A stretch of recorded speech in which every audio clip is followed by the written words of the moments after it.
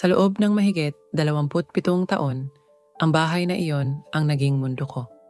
Hindi lamang ito istruktura ng semento, kahoy at bakal.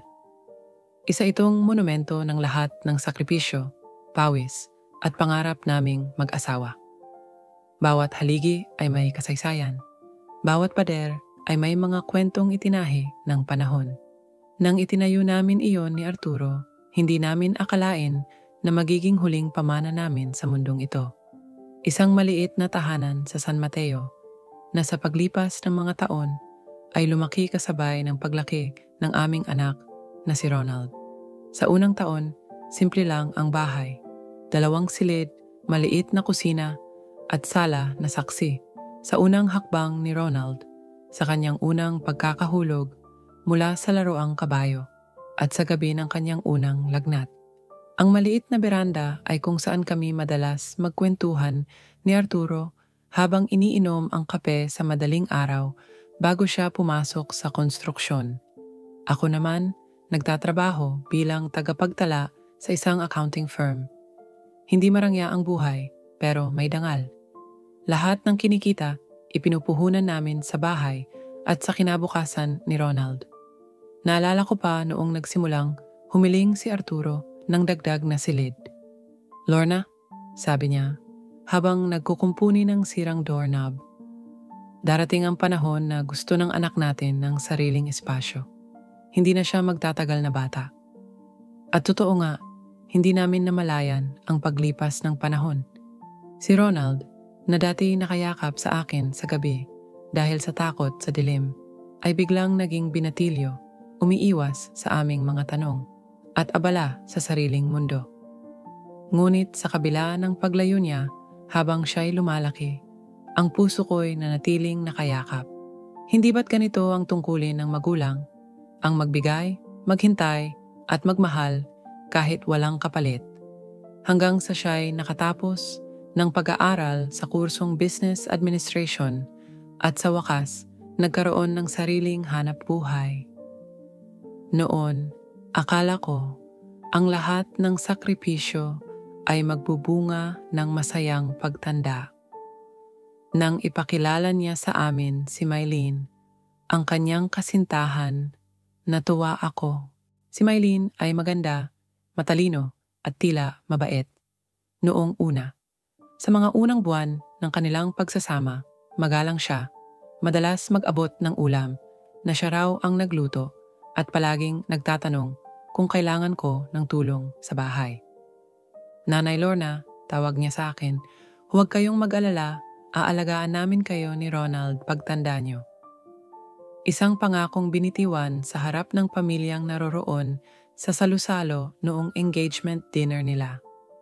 Maraming nakarinig, maraming nakasaksi, ngunit ang mga pangako parang mga dahon sa hangin, magaan, madaling liparin, at minsan nawawala na lang nang hindi napapansin. Sa simula, ang lahat ay tila maayos. Nagpasya kaming magsama-sama sa bahay para makatipid. Ako'y natuwa, iniisip na magkakaroon ako ng bagong pamilya, ng panibagong yugto ng kasiyahan. Sa mga unang taon, tinulungan ko sila. Ako ang nag-alaga sa kanilang unang anak, si Miguel. Ako rin ang nag-asikaso sa bahay habang silang dalaway abala sa trabaho. Hindi ako nagreklamo kahit minsan. Natural lamang iyon para sa isang ina at biyenan. Ngunit ang oras, ang pinakamatinding tagapagsiwalat ng tunay na pagkatao, ay unti-unting nagpakita ng mga bitak. Napansin ko kung paano unti-unting nagbago ang ugali ni Ronald. Hindi na siya kasing lambing. Madalas siyang nakasimangot, parang palaging may iniisip. Si Mylene naman, nagsimula ng magparinig. "Nanay, baka po mas okay kung sa isang kwarto na lang kayo sa itaas, para mas marami kaming espasyo sa baba." Hindi ko yun masyadong dinamdam. Naiintindihan kong lumalaki ang kanilang pamilya. Lumalaki rin ang kanilang mga pangangailangan. Hanggang sa dumating ang araw na yon, isang Martes ng umaga. Maaliwalas ang panahon. Ang mga ibon sa punong mangga sa likod bahay ay nagsasayaw sa hangin. akala ko'y isa na namang ordinaryong araw ng pag-aalaga kay Miguel at pag-aayos ng bahay. Ngunit paglabas ko sa sala, naroon si Ronald, si Mylene, at isang hindi ko kilalang lalaki. Matangkad, naka-Amerikana, at may dalang attaché case. Umupo sila sa sofa at tinawag ako. "Nanay," panimula ni Ronald, "ito po si Attorney Lopez. Gusto lang po naming ipakita sa inyo ang ilang papeles para mas mapadali ang mga bagay-bagay." Napatingin ako sa kanila. Pakiramdam ko'y may malamig na hangin na dumaan sa pagitan namin. "Anong papeles?" tanong ko. Si Mylene ang sumagot. "Para po sa paglilipat ng titulo ng bahay, nanay.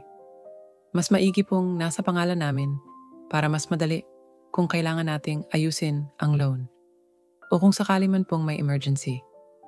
Mas madali rin pong maipapamana kay Miguel balang araw." Sa mga sandaling iyon, parang tumigil ang oras. Ang salitang ilipat ay parang matalim na kutsilyong dumaan sa aking puso. Hindi ko agad nakuhang magsalita. Nakatingin lang ako sa kanila, hindi makapaniwala. Si Ronald, na noon ay tila nahihiya pa, ngayon ay diretsyo ang tingin. Walang alinlangan. Parang hindi ko siya anak. "Nanay," dagdag ni Ronald, "para rin po ito sa inyo. Ayaw naming maabala kayo kung sakaling may mangyari. Kami na po ang bahala sa lahat." Sa kabila ng malamig na paliwanag, dama ko ang bigat sa likod ng kanilang mga salita. Hindi iyon alok ng tulong. Isa iyong utos na tinatabingan ng mabubulaklak na pangangatwiran. Isa iyong deklarasyon, oras na para akong isang tabi. Hindi ako nagsalita. Pinili kong manatiling tahimik. Ngunit sa loob ko, nag-umpisang kumulo ang isang uri ng sakit na hindi ko pa naranasan noon. Hindi ito simpleng sama ng loob. Isa itong paninindig na nag-uudyok sa akin na huwag hayaang manalo ang kasakiman at pagtataksil. Ang hindi nila alam, sa ilalim ng kama ko, sa loob ng lumang baul, na minsan ay sinlaki pa ni Ronald noong siya'y bata pa, nakatago ang kasaysayan ng aming pamilya. Mga dokumento, larawan, at higit sa lahat, isang kontrata na matagal ko nang pinirmahan sa tulong ng aking matagal ng abogado. Ang kontratang iyon, na tinatawag na Life Estate Agreement, ang magiging sandata ko. At sa pagpanaw ni Arturo, binigyan ko pa ito ng mas matibay na bisa. "Hayaan na yo, pag-iisipan ko," sagot ko sa kanila matapos ang ilang minutong katahimikan. Umakyat ako sa aking kwarto, dala ang mabigat na dibdib at malamig na pawis sa noo. Habang isinasara ko ang pinto, isang bagay ang napagtanto ko. Hindi pa tapos ang laban. Sa katunayan, doon pa lang nagsisimula. Sa mga sumunod na araw, naging kakaiba ang kilos ng dalawa. Parang biglang nagbago ang ihip ng hangin sa loob ng bahay. Ang dating magiliw na bati ni Mylene tuwing umaga ay napalitan ng malamig na tango o minsan ay wala ng bati. Si Ronald naman, bihira na kung umuwi ng maaga. Kapag nagkikita kami sa kusina o sala, parang laging nagmamadali o may iniisip na hindi ko dapat malaman. Noong unay, inisip kong baka pagod lang sila sa trabaho. Baka iniisip lamang nila ang kinabukasan ni Miguel o may problema silang pinipilit itago upang hindi ako maabala. Ganito kasi ang nakasanayan ko bilang ina. Palaging inuunawa, palaging nagpapasensya. Hindi ka agad nagbibintang. Ngunit hindi rin ako ipinanganak kahapon. Maraming bagay ang hindi sinasabi ng bibig pero hindi kayang itago ng kilos. Napansin kong nagsimula silang mag-usap ng palihim. Kapag darating ako sa sala, biglang tatahimik si Mylene. Si Ronald magpapanggap na nagbabasa ng dyaryo o abalang-abala sa kanyang laptop. Madalas ko ring marinig ang mga pag-uusap nila sa telepono na biglang humihinto kapag nadaraan ako. May isang beses pa nga na nakita ko si Mylene na nakikipag-usap sa isang estrangherong lalaki sa may garahe. Nang matanawan niya ako mula sa bintana, Bigla siyang tumalikod at pumasok ng bahay. Kaibigan lang iyon, paliwanag niya nang tanungin ko kinagabihan. Pinapatignan ko lang ang posibilidad ng pagpaparenovate ng bahay. Baka gusto niyo pong mas mapaganda ang kusina. Bakit kailangan ng renovasyon kung sa palagay nila ay lilipat na ang titulo sa kanilang pangalan? Isang maliit na tanong na paulit-ulit umalingaw-ngaw sa aking isipan. Isang araw, habang inaayos ko ang lumang cabinet sa likod ng kusina, nadiskubre ko ang isang sobre na nalaglag mula sa itaas na bahagi nito. Nakalagay doon ang ilang sketches at plano para sa pagpaparenovate ng buong bahay, hindi lang kusina. Kabilang sa plano ang pagbaklas ng isang bahagi ng bakuran upang magtayo ng maliit na coffee shop. Nakasulat pa sa sulok ng papel, Lopez Rodriguez Family Business Proposal. Lopez Rodriguez, ang apelyido ni Mylen at ng abogadong si Attorney Lopez. Hindi si Ronald. Hindi ako. Hindi na ito simpleng pagsasaayos ng bahay. Plano nilang gawing negosyo ang tahanang itinayo namin ni Arturo para sa aming pamilya. Hindi ko alam kung anong naramdaman ko noon. Parang pinagsama-samang sakit ng pagtataksil, galit, at takot. Takot na baka tama ang sinabi ng aking kaibigan minsan na si Aling Teresa. Ang sariling dugo, kapag kinalawang, mas matalim pa sa dayuhang sundang. Hindi ko pa rin agad sinabi ang nalalaman ko. Alam kong hindi sapat ang paghihinala. Kailangan ko ng patunay, hindi para sa kanila, kundi para sa sarili ko. Hindi ako makapapayag na ang mga taon ng pagsusumikap, ng mga gabing nag-overtime ako, ng mga oras na nilabanan ko ang pagod at sakit ay mauuwi lamang sa isang pirma. Kaya nagsimula akong magmasid. Minsan, sinadyang kong iwan ang aking cellphone sa ibabaw ng mesa kung saan madalas nag-uusap sina Ronald at Mylen. Naka-activate ang recorder. Alam kong hindi ito tamang gawin sa mata ng iba. Pero kung hindi ko ito gagawin, paano ko mapoprotektahan ang sarili ko? Sa mga narinig kong usapan, nalaman kong hindi lang pala negosyo ang pakay nila. Pinag-uusapan nila ang posibilidad ng pagbebenta ng buong property kung makahanap ng tamang mamimili. At higit pa doon, pinag-uusapan nilang ipapasok si Miguel sa isang pribadong paaralan sa Canada kung saan gagamitin nila ang perang makukuha mula sa bahay. Hindi ako kasali sa plano. Hindi ako parte ng kinabukasan nila. Mas makakabuti na rin siguro kung si nanay ay tumira sa isang retirement home. Sabi ni Mylen sa isa sa mga pag-uusap na naitala. Ayokong lumaki si Miguel na naiipit sa pagitan natin at ng matatandang may makalumang paniniwala. Huwag ka mag-alala, sagot ni Ronald. Kapag nakuha na natin ang titulo, mabilis ang lahat. Magpapagawa ako ng power of attorney para hindi na siya makakontra. Parang may sumabog na dinamita sa dibdib ko. Ang sarili kong anak, ang batang inakay ko noong siya'y walang malay, ngayon ay nagpaplano kung paano ako maisasantabi nang hindi ako makakalaban. Kinagabihan, umupo ako sa lumang silya ni Arturo sa beranda. Ang lamig ng gabi ay tila nagpapabigat ng hangin. Hawak ko ang lumang larawan namin ni Arturo at ni Ronald, kuha noong graduation niya. Ang mga mata ni Arturo sa litrato ay puno ng pag-asa, tila sinasabing, ipagkakatiwala natin sa kanya ang lahat. Pumulong ako sa larawan. Hindi ko hahayaang mapunta sa wala ang lahat ng pinaghirapan natin, Arturo. Hindi nila alam ang buong kwento. At sa sandaling iyon, nagdesisyon ako. Hindi ako maghahanap ng gulo. Hindi ako magsisigaw. Hindi ako magmamakaawa. Pero hindi rin ako papayag. Nang gabing iyon, binuksan ko ang baul sa ilalim ng kama. Kinuha ko ang kontratang life estate na matagal ko nang itinatago. Ang lumang papel, bagamat kupas na, ay may lakas na higit sa inaakala ng mga batang nag-aakalang sila ang makapangyarihan. Inilabas ko rin ang calling card ni Attorney Bautista. Baka matanda na siya, pero alam kong hindi kumukupas ang talino niya pagdating sa batas.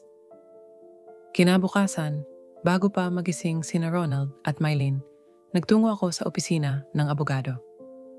Sa pagpasok ko, tumayo agad si Attorney Bautista. "Aling Lorna," sabi niya, "alam ko kung bakit kayo narito at hindi tayo magpapatalo." Noong umupo ako sa kanyang opisina, sa ilalim ng liwanag ng umagang sumisilip sa bintana, parang naramdaman kong nagsisimula na ang tunay na laban. Ang laban hindi lang para sa isang bahay, kundi para sa prinsipyo at karapatang maging ina na hindi ginagawang bangko o pasanin. Ang hindi alam ni na Ronald at Mylene, sa kanilang kagustuhang mabilisang angkinin ang bahay, napabilis din nila ang oras ng kanilang pagkatalo. At iyon ang simula ng pagbagsak nila. 2 linggo pagkatapos ng pag-uusap na yon sa opisina ni Attorney Bautista, bumalik ako sa bahay na tila ba walang nangyari. Sa labas, ang lahat ay parang dati. Ang halaman sa harap ng bahay ay nananatiling berde. Ang lumang duyan sa puno ng mangga ay sumasayaw sa hangin. Ngunit sa loob ng bahay, ang atmosfera ay mabigat. Hindi ko kailangang itanong kung ano ang nagaganap. Ramdam ko, sa bawat kilos ni na Ronald at Mylene, lalo silang nagiging agresibo. "Nanay," bungad ni Ronald isang gabi habang ako'y nagluluto ng hapunan. "Napag-isipan niyo na po ba yung tungkol sa titulo?" Hindi ko muna siya sinagot. Tinapos ko muna ang paggigisa ng bawang. Nang hindi ko na matiis ang amoy ng nasusunog na bawang, pinatay ko ang kalan at humarap sa kanila. Nakatayo si Ronald sa pintuan ng kusina. Si Mylene ay nasa likod niya, nakapamewang. "Iniisip ko pa?" Sagot ko ng mahinahon. Biglang nagbago ang mukha ni Mylene. Nawala ang kunwaring ngiti, napalitan ng kunot sa noo. "Nanay, hindi naman po kasi pwedeng maghintay kami ng maghintay. May mga kailangan pong papeles na ayusin agad. May deadline na sinabi ni Attorney Lopez." Nagkatinginan kami ni Ronald. Hindi siya makatingin ng diretsyo. Sa halip, inilapag niya sa mesa ang isang makapal na folder. "Narito po ang mga dokumento. Kailangan na lang ang inyong pirma. Para rin po ito sa ikabubuti ninyo, nanay. Kapag may nangyari sa inyo, mahihirapan kami kung hindi na ayos ang titulo." Hindi ko alam kung saan ako kukuha ng lakas ng sandaling iyon. Pero marahil, iyon ang bigay ng isang inang umabot na sa sukdulan. "Wala naman akong balak na may mangyari sa akin," sagot ko. "At kung sakali man, hindi ba't nakasulat na sa testamento ko kung ano ang dapat gawin?" Nagkibit balikat si Mylene. Pero hindi naman po lahat ng testamento ay agad na ipapatupad. Mas maganda kung kami na ang may hawak ng titulo ngayon pa lang. "Para saan ba talaga ang pagmamadaling ito?" tanong ko. "Dati naman kayong hindi nagkakaganyan." "Para po kay Miguel," mabilis na sagot ni Ronald. "Para sa kinabukasan niya." "Kay Miguel? O para sa kinabukasan nila?" Hindi ko na sinabi iyon. Alam kong walang saysay ang makipagtalo sa mga taong nakumbinsi na ang sariling kasakiman ay anyo ng pagmamahal. Kinabukasan, bumalik si Attorney Lopez kasama ang 2 lalaki na hindi ko kilala. Ang isa ay mukhang broker. Ang isa na may mukhang bank representative. Ipinakilala silang tagapayo raw para sa inaasam nilang loan. Hindi pa man na ililipat ang titulo, tila ba ipinaplano na nila ang hinaharap ng bahay. Naglatag sila ng mga plano sa mesa. Pagdadagdag ng second floor, pag-install ng bagong gate, at pagpapatayo ng commercial space sa harap. "Napakaganda po ng lokasyon ng property ninyo, Aling Lorna," sabi ng broker. "Sayang naman po kung hindi natin magamit ang potensyal nito." Sayang. Para sa kanila. Sayang ang bahay kung mananatili akong nakatira roon nang walang kita. Hindi ba't ang tahanan ay para sa pamilya, hindi para sa negosyo, para sa alaala, hindi para sa tubo? Ngumiti ako. Hindi galit ang ngiti, hindi rin pang uyam. Isang ngiting alam kong makakagulo sa isip nila. Sige, sabi ko, pag-iisipan ko uli. Lalong nainis si Mylene. Nanay, ilang beses pa po ba naming ipapaliwanag? Hindi ito para sa amin. Para sa lahat ito. Hindi niyo po ba kami pinagkakatiwalaan? Nagtagpo ang aming mga mata. Sa unang pagkakataon, hindi ko iniwas ang tingin ko. Kayo ba? Pinagkakatiwalaan ba ninyo ako? Napatigil siya.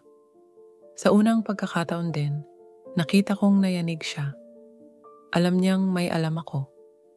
Alam niyang hindi ako basta-basta magpapadala. Nang umalis ang broker at ang bank representative, nagsalita si Ronald. Nanay, ayokong umabot pa sa puntong kailangan naming gamitin ang legal options. Kapag hindi po tayo nagkaayos, baka mapilitan kaming maghanap ng ibang paraan. Legal options? Tanong ko. Ibig mong sabihin, idedemanda ninyo ako? Hindi naman sa ganun, sagot niya, umiwas ng tingin. Pero may mga paraan para maayos ito kahit hindi nyo kami sang-ayunan. Tumango ako. Alam ko ang mga paraang iyon. Pero alam nyo rin bang may mga paraan akong inihanda kahit hindi ninyo sang-ayunan? Napakunot ang noo ni Ronald. Ano pong ibig niyong sabihin? Pagdating ng tamang panahon, sagot ko, malalaman ninyo. Naiwan silang naguguluhan. At sa loob-loob ko, iyon ang unang panalo ko sa laban na ito. Nang gabing iyon, tinawagan ko si Attorney Bautista. Nagsisimula na silang magpakatotoo, sabi ko.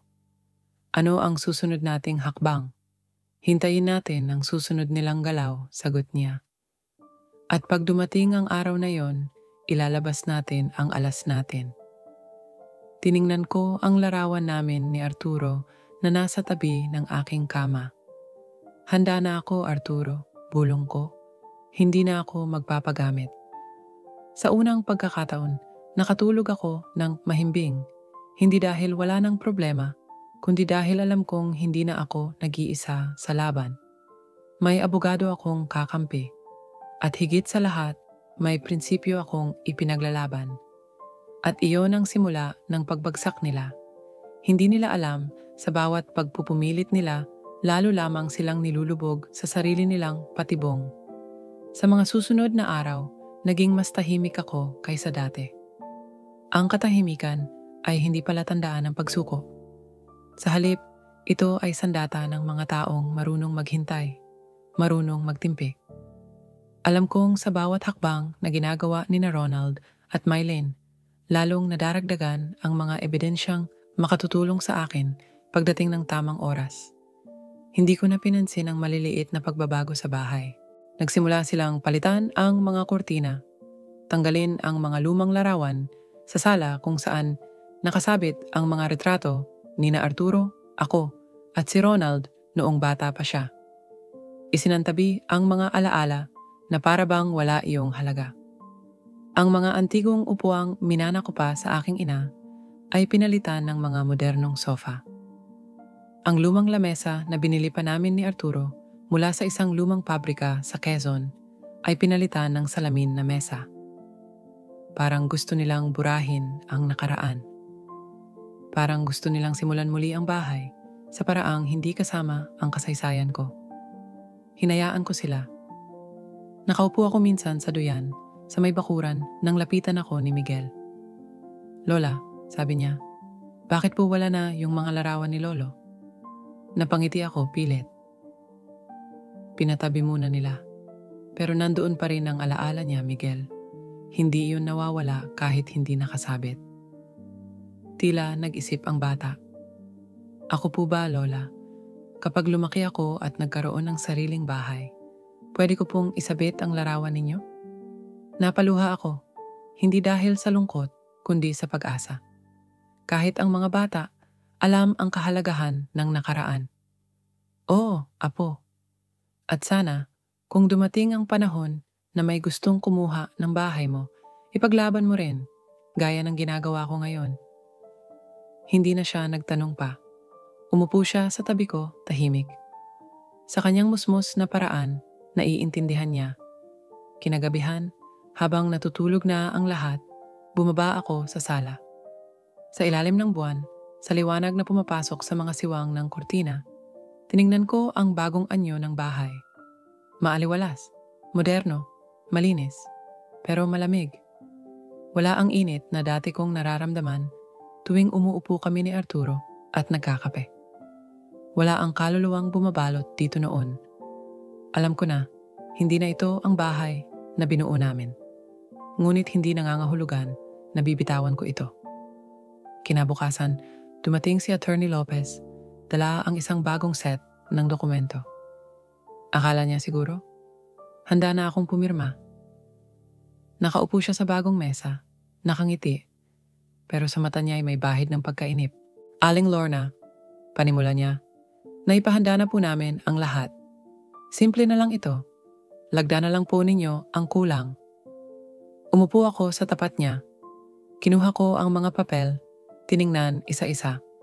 Pinaglaruan ko ang ballpen sa pagitan ng aking mga daliri. Ganito pala ang itsura ng mga papel na magtataboy sa isang ina palabas ng sariling bahay, mahina kong sabi. Nagtinginan sina Ronald at Mylene. Si Ronald, nagkunwaring hindi narinig. Si Mylene, nagtaas ng kilay. Nanay naman, huwag niyo pong gawing emosyonal. Legal na usapin lang po ito. Legal, emosyonal. Para sa kanila, dalawang magkaibang bagay. Pero para sa isang ina, hindi kailanman mahihiwalay ang puso at batas. May ilang tanong lang ako, sabi ko. Kung maililipat na sa inyo ang titulo, ano ang mangyayari sa akin? Nagulat ang lahat. Parang hindi nila inaasahan na magtatanong pa ako. Akala nila'y pipirma na lang ako.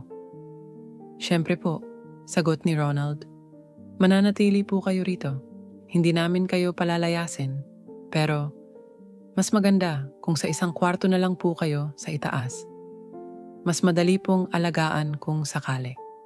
Alagaan, hindi pa bahay kundi parang pasyente sa ospital. Alam kong iyon ang ibig sabihin ni Ronald. At kung sakali, ibig sabihin kung dumating ang panahon na hindi na ako makapagdesisyon, sila na ang magpapatakbo ng lahat. Ang bahay, ang lupa, ang bawat sentimong pinaghirapan ko. Napatingin ako kay Attorney Lopez. Abogado po kayo. Alam niyo pong may karapatan akong magtanong. Tumango siya, bahagyang nag-aalangan. Opo. Kapag nailipat ang titulo at nagkaroon kayo ng utang na hindi ninyo nabayaran, ano ang mangyayari sa bahay? Tahimik. Si Ronald nag-iwas ng tingin. Si Mylene, napakagatlabi. Pwede pong ma-foreclose, sagot ni Attorney Lopez sa wakas. Pero hindi naman po iyon mangyayari kung maayos ang bayad. Tumango ako, pero may posibilidad. Sa teorya, opo, sagot ng abogado. Hindi nila alam, sa bawat tanong ko, lalo kong pinapalalim ang hukay kung saan sila mahuhulog. Pinapakita ko na may kamalayan ako. Hindi ako bulag. Hindi ako basta-basta. At higit sa lahat, hindi ako pipirma. Salamat sa paliwanag, sabi ko sa wakas. Pag-iisipan ko uli. Nagpilit si Mylene. Pero nanay, pag-iisipan ko, ulit ko, mas matigas na ang tono. Umalis sila na halatang dismayado. Ang mga yabag nila'y mabibigat. Hindi ko na kailangang habulin pa. Ang bawat hakbang nila palayo ay patunay na nagsisimula na ang pagguho ng plano nila. Kinagabihan, tinawagan ko si Attorney Bautista. Handa na ba tayo, Attorney? Tanong ko. Matagal na tayong handa, Aling Lorna, sagot niya. Hayaan niyo silang magmadali. Sa pagmamadali nila, doon sila magkakamali. Napatingin ako sa lumang larawan ni na Arturo at Ronald noong bata pa siya. Kung alam lang niya na ang anak niyang minahal namin ay nagbago na. Alam niya, Aling Lorna, sabi ng abogado. At sa huli, makikita ng lahat kung sino ang tunay na may karapatan. Nagbuntong hininga ko. Hindi ko alam kung dapat akong matakot o matuwa. Pero isang bagay ang tiyak. Ang katahimikan ko ay hindi kahinaan. Ito'y paghahanda para sa tunay na laban. Ang gabi ay naging saksi sa mga tanong na paulit-ulit na umuukil-kil sa aking isipan. Habang ang buwan ay nakasilip mula sa siwang ng kurtina, nakahiga ako sa aking kama, hindi makatulog. Sa bawat kisap mata, ang nakaraan ay bumabalik. Parang pelikulang paulit-ulit na pinapalabas sa utak ko, hindi ko mapigilan. Noong mga panahong hindi pa puno ng kasinungalingan ang bahay na ito, kami ni Arturo ay puno ng pangarap. Nagsimula kami sa wala. Si Arturo ay isang karpintero noon, madalas pagod, may kalyo ang mga palad, ngunit puno ng pag-asa ang mga mata. Ako naman ay nag-aaral pa lamang noon ng bookkeeping habang nagtitinda ng kung ano-ano sa palengke. Hindi ko inasahang magiging asawa ko siya, pero sa likod ng kahirapan, nakita namin ang isa't isa at pinili naming magkasama sa hirap at ginhawa. Nang ipinanganak si Ronald, iniyakan namin siya, hindi dahil sa lungkot, kundi sa tuwa. Siya ang bunga ng aming pag-ibig, ang susunod sa aming pangarap. Lahat ng desisyon namin, maliit man o malaki, ay iniikot sa kanyang kapakanan. Tuwing makakabili kami ng bagong gamit sa bahay, lagi naming tinatanong ang isa't isa, makakabuti ba ito kay Ronald? Para siyang araw na ginagalawan naming mga planeta. Nakaikot ang mundo namin sa kanya. Noong unang bahagi ng aming pagsasama, nang mabuntis ako kay Ronald, hindi kami sigurado kung kakayanin namin. Si Arturo ay isang hamak na trabahador. Ako'y may maliit na sweldo lang bilang assistant sa accounting firm. Ngunit kahit maliit ang kita, pinagkasya namin. Nag-ipon kami. Bumili ng maliit na lote sa San Mateo na noon ay hindi pa matao. Nakapagpatayo kami ng munting bahay mula sa kahoy, may bubong na yero. Walang siling, kaya tuwing umuulan, kailangan naming gumising para alisan ng tubig ang mga parte ng kisame na baka bumigay. Natuto akong maglatag ng plastic kapag tag-ulan. Natuto si Arturo kung paano kumpunihin ang mga sirang bahagi. Hindi kami umasa sa iba. Hindi kami humingi ng tulong sa mga kamag-anak. Pinilit naming patunayan na kaya namin. Hindi dahil sa kayabangan, kundi dahil sa dignidad. Naaalala ko pa kung paano umuwi si Arturo isang araw na may dalang mga plano. Mga simpleng guhit na ginawa niya mismo. Lorna, sabi niya, kapag nakapag-ipon tayo, lalakihan natin ang bahay. Para kay Ronald, ayoko siyang lumaki na parang sisiw sa kulungan. Tinawanan ko siya noon. Hindi naman tayo mayaman, Arturo. Hindi natin kailangan ng yaman. Kailangan lang natin ng sipag at tiwala sa isa't isa. At ginawa namin iyon. Sa bawat dagdag na kita ko, bumili kami ng materyales. Hindi kami kumuha ng loan. Tuwing makakabili kami ng isang piraso ng plywood o isang sako ng semento, iyon ay bunga ng overtime ko o dagdag na proyekto ni Arturo. Pagkatapos ng 10 taon, naging konkreto ang bahay. Nadagdagan ng kwarto. Ang maliit na kusina ay pinalaki. Nagkaroon kami ng hardin kung saan nagtanim ako ng mga kamatis at okra. Si Ronald, habang lumalaki, tinuruan naming magtanim, mag-ayos ng mga sirang bagay at higit sa lahat, magbigay halaga sa kung anong mayroon kami. Ngunit ang mga aral na itinuro namin, tila ba nalimutan niya. Noong pumanaw si Arturo, isang stroke ang kumitil sa kanya habang siya ay nagkukumpuni ng isang bahay sa Marikina. Bumagsak siya at hindi na nakabangon. Ang araw na yon ang pinakamadilim sa buhay ko. Hindi ko alam kung paano ko itutuloy ang paglalakad sa mundo na wala siya sa tabi ko. Pero ginawa ko para kay Ronald. Pinagpatuloy ko ang pagtatrabaho. Naghanap ako ng dagdag na pagkakakitaan. Tinanggap ko ang posisyon sa accounting firm bilang senior bookkeeper. Pinagsabay ko ang pagiging ina at ama kay Ronald. Nagbayad ako ng tuition niya. Nang magkaroon siya ng interes sa negosyo, sinuportahan ko siya kahit nangangahulugan iyon ng paggamit ng bahagi ng ipon namin ni Arturo. Ang bahay, na minsan ay proyekto ng 2 taong nagmamahalan, ay naging simbolo ng sakripisyo at tagumpay ng isang biyudang ina. Kaya nang naririnig ko na ngayong tinatawag nila ang bahay na asset, na parang ordinaryong pagmamay-ari lang, napapikit ako sa sakit. Hindi ito simpleng asset, ito ang aking buong buhay. Hindi ako nagtanim ng galit kay Ronald agad. Noong una, ang bawat pagparinig nila ni Melen ay iniintindi ko. Ang pagbabago ng kanilang ugali ay inakalang epekto lamang ng pagod at pangarap. Sinabi ko sa sarili ko na baka iniisip lang nila ang kinabukasan ng kanilang anak. Pinilit kong intindihin. Ngunit habang lumalalim ang gabi, habang iniisip ko ang lahat ng ginawa ko noon, alam kong hindi na ito usapin ng pag-intindi.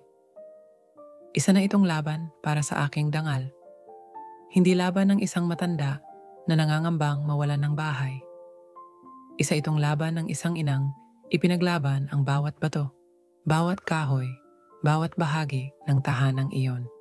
Kaya't sa ilalim ng liwanag ng buwan, tinipon ko ang lahat ng mga lumang dokumento, ang orihinal na titulo, ang kasulatan ng kontrata ng life estate na matagal ko nang pinirmahan, ang testamento naming mag-asawa, lahat ng papeles na magpapatunay na hindi nila kayang basta-basta kaming burahin sa kasaysayan ng bahay na iyon.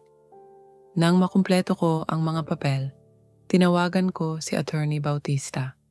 "Attorney," sabi ko, "nariyan pa ba kayo sa panig ko?" "Mas matatag pa ako ngayon, Aling Lorna," sagot niya. "Sa totoo lang, hinihintay ko na lang ang susunod na kilos nila. Handa na ako," sabi ko. "Ang lahat ng sakit, pagtitiis, at alaala, hindi ko papayagang mawala sa isang lagda lang." Narinig ko ang kanyang mahinahong tinig sa kabilang linya. "Hindi mawawala, Aling Lorna. Hindi habang kasama mo kami." Bumalik ako sa kama. Sa unang pagkakataon matapos ang maraming gabi, nakaramdam ako ng kakaibang kapanatagan. Hindi dahil alam kong mananalo ako, kundi dahil alam kong nilaban ko ang dapat ipaglaban. Ang bahay na iyon ay hindi lamang istruktura. Isa iyong testamento ng pag-ibig. At walang sinuman, kahit sino pa sila sa batas, ang may karapatang bawiin iyon ng walang laban. Sa mga susunod na araw, naging mas maingat ako sa bawat kilos. Hindi ko pinalampas ang alinmang pag-uusap, alinmang tinginan, alinmang pagbabago sa bahay. Parang naging espiya ko sa sarili kong tahanan. Isang ina na kailangang bantayan, hindi lang ang kanyang pag-aari, kundi pati ang dignidad na pilit na inaagaw ng mga taong minsan niyang minahal ng lubos. Si Ronald at Mylene ay lalong naging masigasig sa kanilang plano. Linggo-linggo, may bagong taong dinadala sa bahay. Mga broker, mga bank representative, minsan pati contractor. Nagkukunwari silang nagtatanong lamang para sa improvements, pero alam kong isa iyon sa mga paraan nila upang maiparamdam sa akin na kaunti na lang at matutupad na ang plano nilang agawin ang bahay. Hinayaan ko sila. Sa tuwing nagtatanong sila kung kailan ako pipirma, ang sagot ko'y paulit-ulit. Pag-iisipan ko. Hindi ko binibigyan ng eksaktong petsa. Hindi ko binibigyan ng katiyakan. At habang sila'y nagkakamali sa pag-aakalang ako'y nagpapadalos-dalos sa pagdedesisyon, pinaplansya ko na ang lihim na estratehiya sa tulong ng taong hindi nila inaasahang kakampi ko, si Attorney Bautista. Si Attorney Bautista ay hindi ordinaryong abogado. Noong mga unang taon pa lamang naming mag-asawa, siya na ang tumulong sa amin ni Arturo para maayos ang titulo ng bahay. Siya ang nagbigay ng ideya na maghanda kami ng isang life estate contract, isang kasunduan na magtitiyak na kahit sino pa ang itala sa titulo, mananatili akong may-ari ng karapatan sa pagkukupa at paggamit ng bahay habang ako'y nabubuhay. Hindi ko ito iniisip noon bilang paghahanda sa pagtataksil, sabi ko kay Attorney Bautista sa isa naming pag-uusap. Iniisip ko lang noon na baka kung sakaling may mangyari sa amin ni Arturo, hindi basta-basta maagaw ang bahay ng kung sino mang manlilin lang. Aling Lorna, sagot niya habang nakatingin sa dokumento. Ang pag-iingat ay hindi kawalan ng tiwala. Ito'y karunungan. At ngayon, napatunayan natin na tama kayong nag-ingat. Pinaghanda niya ako ng updated na bersyon ng kontrata. Idinagdag namin ang clause na hindi lamang ako may karapatang manatili sa bahay habang buhay, kundi pati na rin ang karapatang kontrolin ang lahat ng pag-aari sa loob ng bahay, kahit sino pa ang maging nakatala sa titulo. Idinagdag din namin ang probisyon na kung sakaling mapilit akong pumirma o kung mapatunayan sa korte na ako'y pinilit, automatikong mawawalan ng bisa ang lahat ng papeles na kanilang pinapapirmahan sa akin. Mas matibay pa ito sa bakal. Nag-uusap din kami tungkol sa magiging hakbang kapag dumating na ang araw na ilalabas namin ang kontrata. Kapag pinilit nilang ituloy ang paglilipat kahit hindi mo sinang-ayunan, doon natin ilalabas ang ating alas. Paliwanag niya. Pero sa ngayon, hayaang maniwala sila na nananahimik ka lang. Nang umuwi ako mula sa kanyang opisina, dala ko ang isang kopya ng updated na kontrata. Hindi ko ito itinago sa ilalim ng kama tulad ng dati. Sa halip, inilagay ko ito sa lumang baul sa sala, kung saan nakalagay ang mga larawan namin nina Arturo at Ronald noong bata pa siya. Kung sakali mang may maghanap, makikita nila hindi lang ang papel, kundi ang kasaysayan ng aming pamilya na pilit nilang binubura. Noong gabing iyon, nakaupo ako sa beranda nang dumating si Mylene. Nakapamewang siya, hawak ang isang folder. Nanay, bungad niya. Nagkausap na po kami ni Ronald. Hindi na po kami makakapaghintay. May kausap na kaming buyer. Hindi pa naman final, pero kailangan po naming makasiguro. Buyer? Tanong ko, hindi nagpapakita ng emosyon. Para po sa property. Kung hindi po kayo papayag na ilipat ang titulo, baka po makipag-coordinate kami sa social services. Hindi naman po namin gustong umabot sa ganoon, pero kung hindi po kayo papayag, baka kailanganin naming humingi ng tulong sa kanila para matiyak na nasa maayos kayong kalagayan. Tiningnan ko siya ng diretsyo. Hindi ko inalis ang tingin ko kahit nagiwas siya ng mata. Ibig mong sabihin, ipapasok ninyo ako sa bahay ampunan? Tanong ko, malamig ang boses. Hindi naman po ganun ang ibig sabihin, sagot niya, pero halatang nawala ang kumpiyansa. Para lang po matulungan kayong magkaroon ng mas maayos na tirahan kung sakali. Kung sakali nilang makuha ang bahay. Salamat sa pag-aalala, sagot ko. Pero hindi ko kailangan ng tulong ninyo. Hindi pa ako patay. Umismid si Mylene. Sana po, nanay, maging makatuwiran kayo. Hindi ako sumagot. Sa halip, pinikit ko ang aking mga mata. Alam kong ang oras ng pagharap ay paparating na. Kinabukasan, tinawagan ko si Attorney Bautista. Humarap na sila. Nagsimula ng magbanta. Handa na ang lahat, sagot niya. Kapag itinulak nila ang plano nila, dadalhin natin ito sa korte. Ngunit bago yon, may ipapagawa ako sa'yo. Ano yon? Kumuha ka ng 2 saksi mula sa komunidad, mga taong may kredibilidad na makapagsasabing nasa tamang katinuan ka at hindi ka pinipilit sa anumang desisyon. Alam ko na kung sino. Ang una kong nilapitan ay si Aling Letty, ang dating guro at kapitbahay na kilala sa barangay. Ikaw na ba ang susunod nilang bibiktimahin? Biro niya nang malaman ang sitwasyon. Huwag kang mag-alala. Ako ang magiging saksi mo. Hindi ko hahayaang sirain nila ang pangalan mo. Ang pangalawa ay si Kapitan Luis. Matagal na naming kaibigan ng aking pamilya. Kung kailangan pa ng barangay certification tungkol sa katinuan mo, Aling Lorna, ipapagawa natin. Nang makumpleto ang lahat ng ebidensya, ipinaabot ko kay Attorney Bautista. Hindi nila alam na ang kanilang inaakalang mahina at marupok na matanda ay may hawak ng sandata. At hindi basta sandata, Aling Lorna, sagot niya. Isang legal na armas na hindi nila kayang lampasan. Pag-uwi ko sa bahay, nakita kong may kausap na naman sina Ronald at Maylin sa sala. Broker na naman, tila ba nagmamadali silang isakatuparan ang pagbebenta. Hindi nila alam.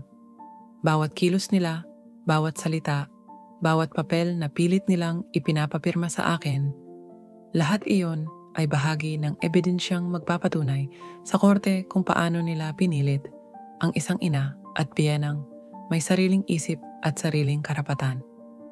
Tahimik akong umakyat sa aking silid. Hindi ako nagpakita ng galit. Hindi ako nagpakita ng panghihina. Sa loob ng aking kwarto, binuksan ko ang baul, hinaplos ang lumang larawan nina Arturo at Ronald. Handa na ako, Arturo, bulong ko. Hindi mo ako iniwan noon. Hindi rin ako iiwan ng prinsipyo natin ngayon. At sa katahimikan ng gabi, habang ang hangin ay marahang umiihip sa siwang ng bintana, alam kong paparating na ang oras ng aking tagumpay. Ang bawat araw ay parang mabigat na bato na dinadala ko sa aking dibdib. Hindi dahil sa takot, kundi dahil sa bigat ng katotohanang ang sarili kong anak at manugang ay nakikita kong hadlang sa kanilang mga ambisyon. Ngunit kahit gaano kabigat ang pasanin, hindi ako nagpatinag. Sa halip, lalo akong tumatag. Alam kong ang oras ng katapangan ay dumating na. Nang muli akong bumalik sa opisina ni Attorney Bautista, dala ko ang mga dokumento na ilang linggo ko nang inihahanda. Ang orihinal na titulo ng bahay, ang testamento naming mag-asawa, ang orihinal na life estate contract, at ang bagong kontrata na pinagtibay namin kamakailan lamang. Pagpasok ko sa kanyang opisina, nakaupo siya sa likod ng kanyang mesa. Bagamat ang kanyang buhok ay pumuti na at ang balat ay pinutikan ng panahon, ang kanyang mga mata ay matalas pa rin, tila bagyong kayang pumunit sa mga kasinungalingan. Handa na po ba ang lahat? Tanong niya. Tumango ako. Nariyan na ang lahat. Pati ang dalawang saksi, si Aling Letty at Kapitan Luis. Kapwa nila pinirmahan ang affidavit na nagpapatunay sa aking katinuan at kalayaan sa pagdedesisyon. Kinuha niya ang makapal na folder at binuksan ito.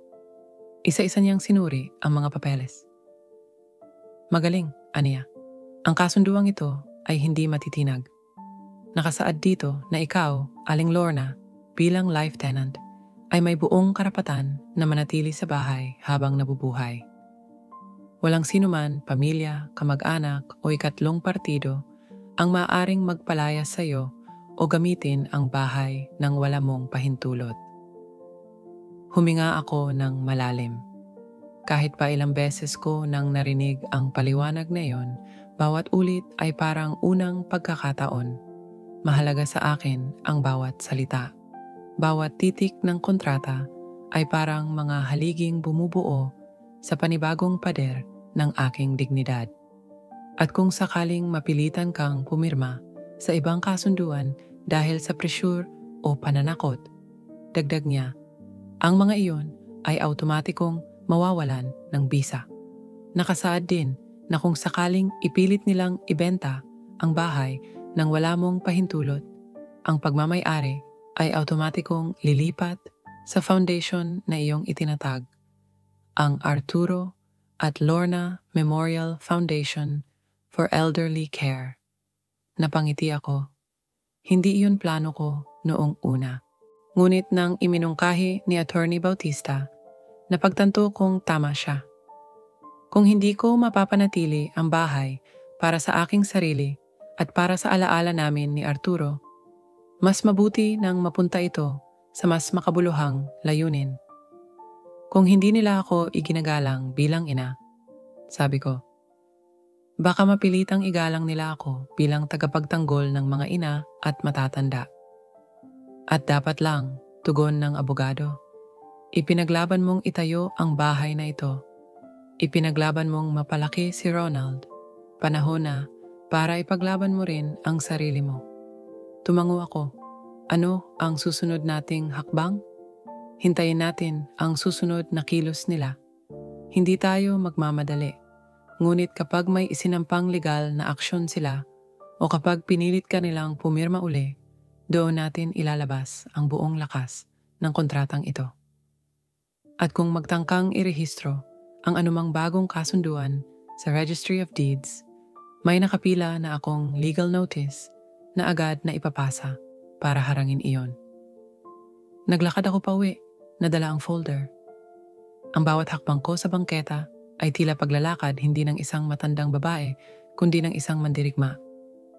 Hindi ko alam kung saan ako humugot ng lakas, pero naroon iyon sa mga taon ng pagiging ina, asawa at byuda. Pag-uwi ko, nadatnan ko na naman si Ronald at Mylene na nakikipag-usap sa bagong broker. Hindi na sila nag-aalangang magpakita ng kanilang mga plano kahit nasa paligid ako. Parang alam nilang malapit na silang magtagumpay. Hindi nila alam ang tagumpay na yon ay katang-isip lamang. Nanay, sabi ni Ronald, may bumibili na. Tuwang-tuwa sila sa lokasyon. Kapag nailipat na ang titulo, bibigyan ka namin ng bahagi. Hindi mo na kailangang mag-alala sa pera. Bahagi.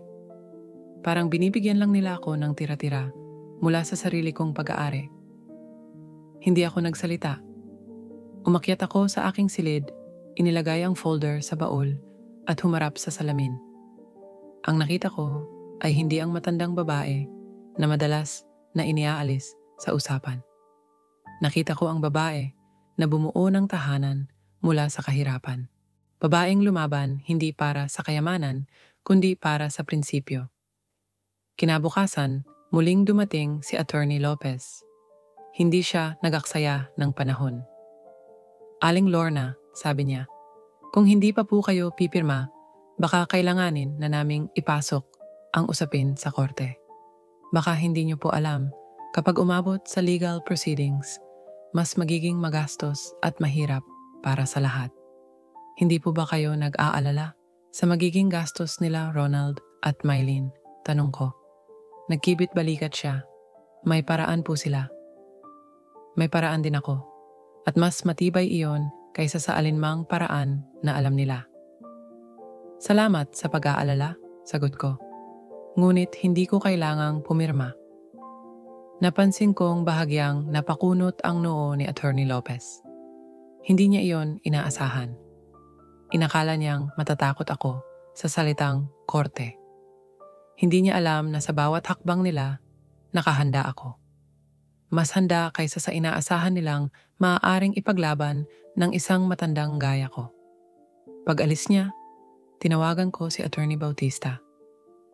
Nagsisimula na silang magbanta. Handa na ba tayo? Hindi lang tayo handa, sagot niya. Nakahanda tayong ibigay ang leksyon na hindi nila malilimutan sa buong buhay nila. Habang nakaupo ako sa gilid ng aking kama, hinaplos ko ang larawan namin ni Arturo. Nagtagumpay tayo, Arturo. Hindi nila alam, matagal ko nang tinahi ang lambat kung saan sila mismo ang mahuhulog. At sa unang pagkakataon, matapos ang mga linggo ng katahimikan, ngumiti ako. Hindi nangiti ng tagumpay, kundi ng isang inang alam niyang ginawa niya ang tama. Para sa sarili niya, para sa kanyang yumaong asawa, at para sa lahat ng mga ina at lola na inakalang mahina, pero hindi kailanman bumigay. Ang umaga ay tila ordinaryo lamang. Ang hangin mula sa bintana ay malamig, humahaplos sa aking balat, na unti-unti nang kumikilala sa katandaan. Sa labas, ang mga ibon ay nag-aawitan pa rin. Ang araw ay sumisilip mula sa ulap, wari walang kamalay-malay sa napipintong digmaan sa loob ng aming tahanan. Ngunit ang katahimikang iyon ay panandalian lamang. Sa oras na bumaba ako sa sala, nadatnan ko si Ronald, si Mylene at si Attorney Lopez na nakapwesto sa mesa. Nasa harapan nila ang isang makapal na folder na tila ba nakabukas na parang isang bitag. Katabi ng folder ay isang bagong notaryo publiko, isang batang lalaki na siguro'y wala pang 30 taong gulang, nakasuot ng barong at may daladalang maliit na selyo. Nanay, bungad ni Ronald, ito na po ang pagkakataong maayos natin ang lahat. Huwag na po nating patagalin pa. Pinaghirapan naming makuha ang pinakamagandang deal para sa lahat.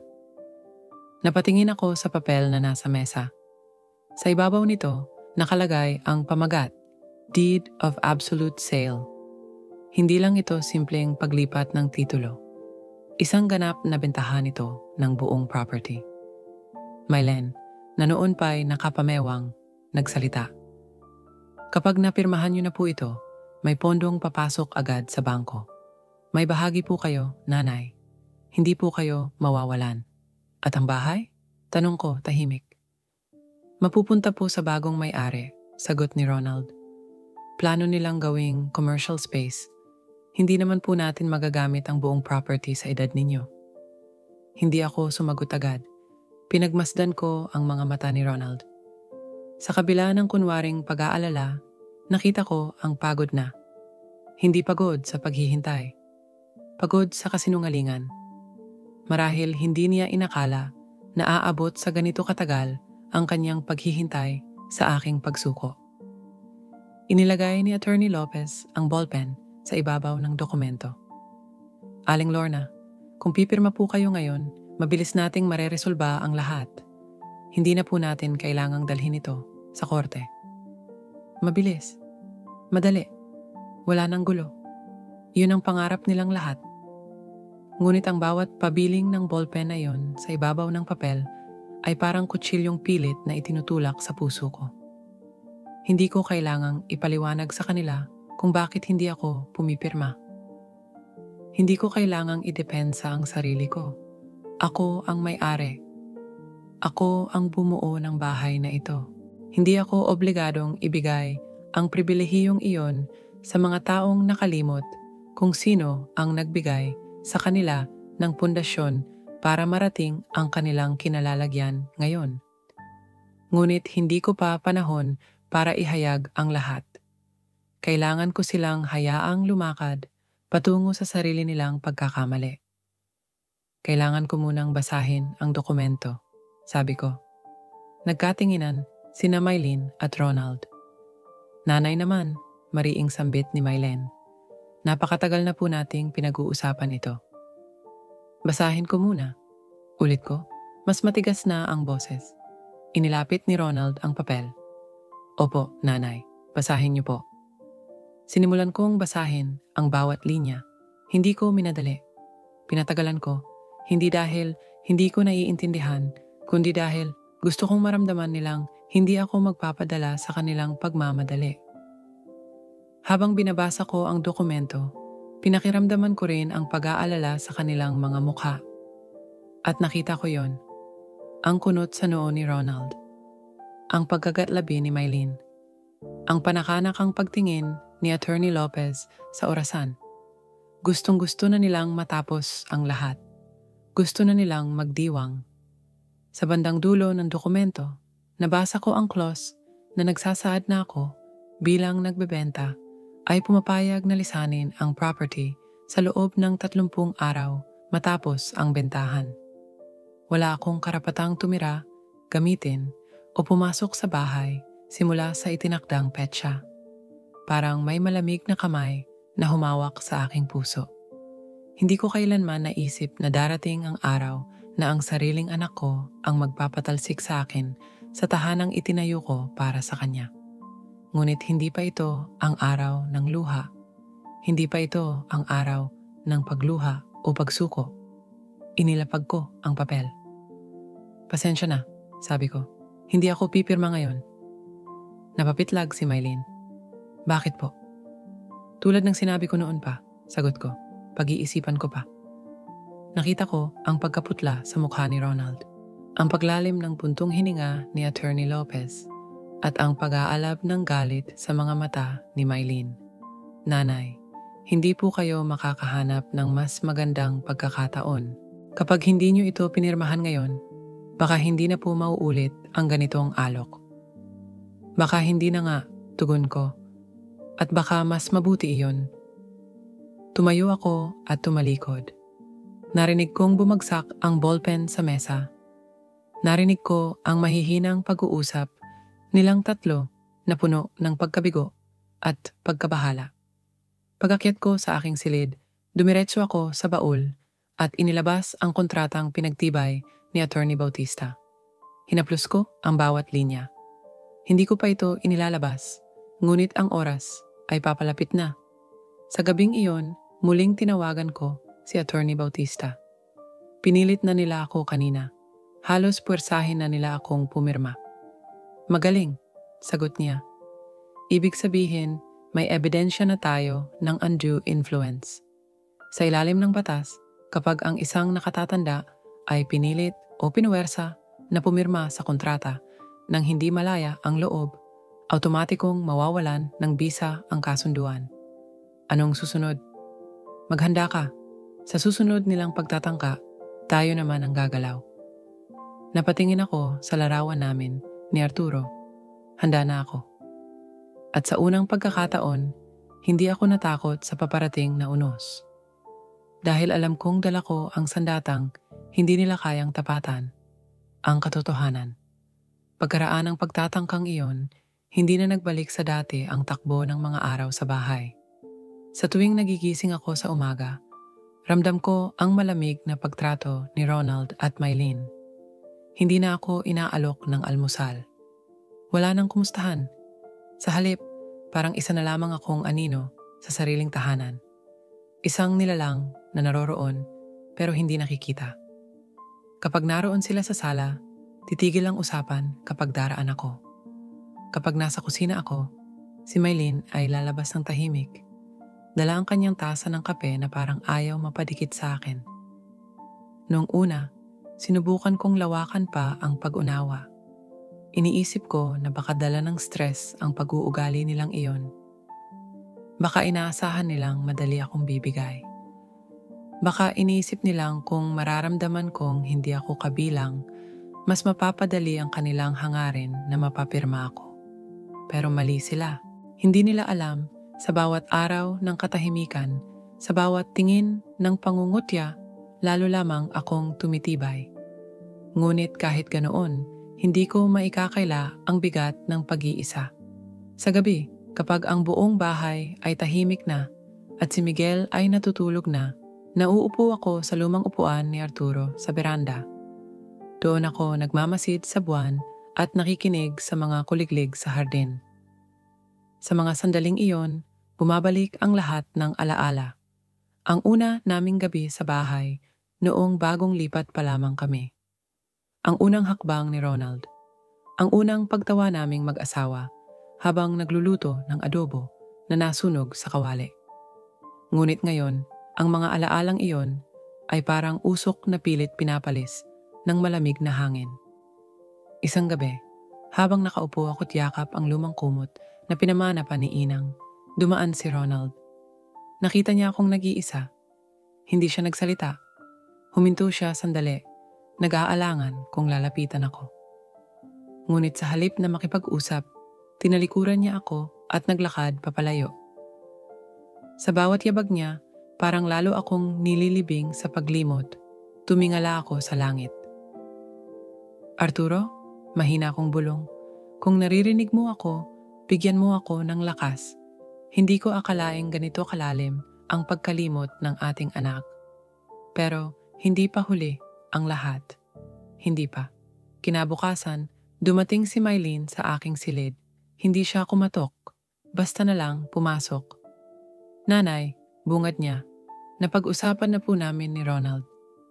Kung hindi niyo pa rin ipapasa ang titulo, Baka kailangan na naming aksyonan ito.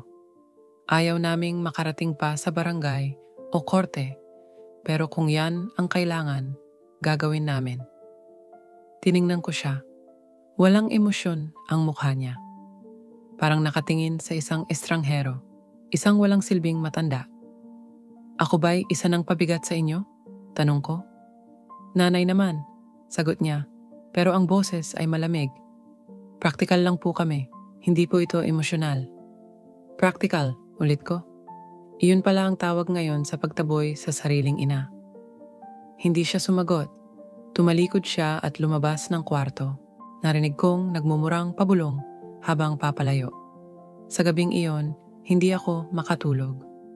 Ang lungkot at pagod ay parang mga alon na paulit-ulit na bumabangga sa akin. Ngunit habang nakahiga ako't nakatitig sa kisame, alam kong hindi pa ito ang oras ng pagsuko.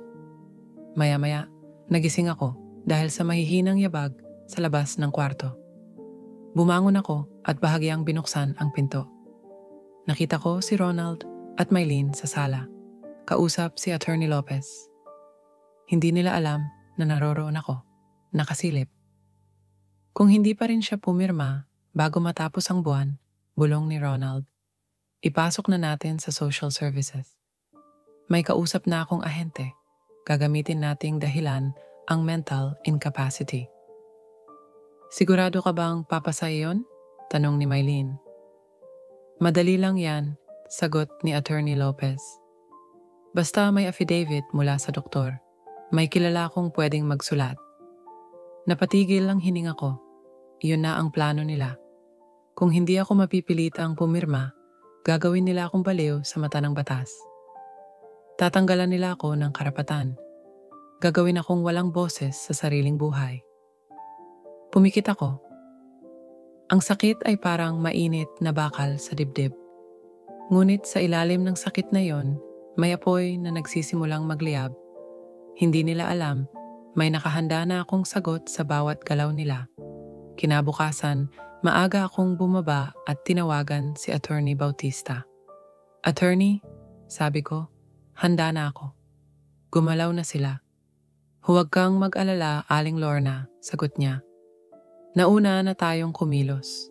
Noong nakaraang linggo, ipinarehistro ko na sa korte ang updated na life estate contract at ang affidavit ng 2 saksi.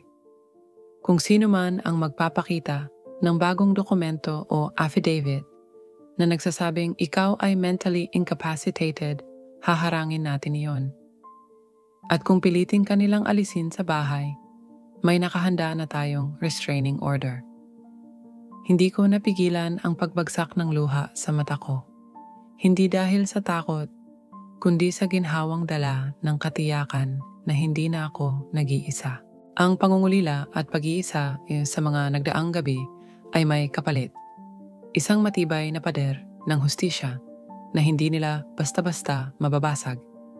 Maraming salamat, Attorney, mahina kong sabi. Ngayon, handa na ako. Sa araw na iyon, habang ang araw ay unti-unting sumisikat, naramdaman kong parang may bagong liwanag na sumilip hindi lang sa langit, kundi sa puso ko. Ang digmaan ay hindi pa tapos. Ngunit ngayon, sa wakas, alam kong hindi na ako ang hinahabol ng unos. Ako na ang magdadala ng bagyo sa kanila. Sa bawat araw na lumilipas, matapos ang huling pagtatangka nilang pilitin akong pumirma, lalo lamang nagiging malinaw ang tunay na kulay ni Ronald at Mylene. Hindi na sila nagkukubli sa likod ng magagalang na pananalita. Hindi na sila nag-aaksaya ng oras sa pagpapanggap na ako'y mahalaga pa rin sa kanilang mga plano. Sa bawat umaga, sa bawat hapunan, ramdam ko ang paglayo nila. Tila ba isa na lamang akong kasangkapan sa bahay na gusto nilang palitan o itapon. Nitong nakaraang linggo, naramdaman ko ang mga munting pagbabago. Unti-unti nilang inangkin ang bahay, hindi sa papel kundi sa kilos. Ang mga lumang kurtina na ako mismo ang pumili at tinahi noon, pinalitan nila ng modernong disenyo. Ang mga antigong upuan, dahan-dahang inalis at pinalitan ng mga kasangkapang tila ba hindi umuugnay sa kasaysayan ng aming tahanan. Pati ang mga larawan namin ni Arturo sa sala ay inalis. Ipinalit ang mga bagong retrato nila kasama si Miguel. Retrato ng isang pamilyang tila ba hindi ko bahagi. Para po sa pagbabago, nanay, paliwanag ni Maylin isang araw. Nagbabago na ang panahon. Kailangan ng bahay ng bagong anyo. Ngunit hindi ko sinabi kung ano ang nasa isip ko, na ang bahay na ito ay hindi kailanman magiging bago sa mata ko. Ang bawat bahagi nito ay puno ng alaala na hindi maaaring palitan ng kahit anong bago o makabago. Ang bawat pader ay saksi sa pag-ibig, sa hirap at sa tagumpay na magkasama naming pinagdaanan ni Arturo. Habang naglalakad ako sa loob ng bahay, ang mga yapak ko'y tila mas mabigat. Hindi dahil sa katandaan, kundi dahil sa bigat ng pag-unawa na ang mga taong minsang pinangarap kong magdala ng pangalan namin sa kinabukasan ay siya ring nagbabalak na burahin ang pinagmulan nila. Hindi nagtagal, nagdala na sila ng mga bagong appliances. Smart TV, high-end na ref, modernong oven. Parang sinisigurado nilang mararamdaman ko na hindi na ako kabilang sa bagong anyo ng bahay. Minsan, nakikita ko si Ronald na nakikipag-usap sa contractor. Minsan naman, si Mylen ang abala sa pakikipag-meeting sa mga broker. Hindi nila alam na bawat kilos nila ay dokumentado.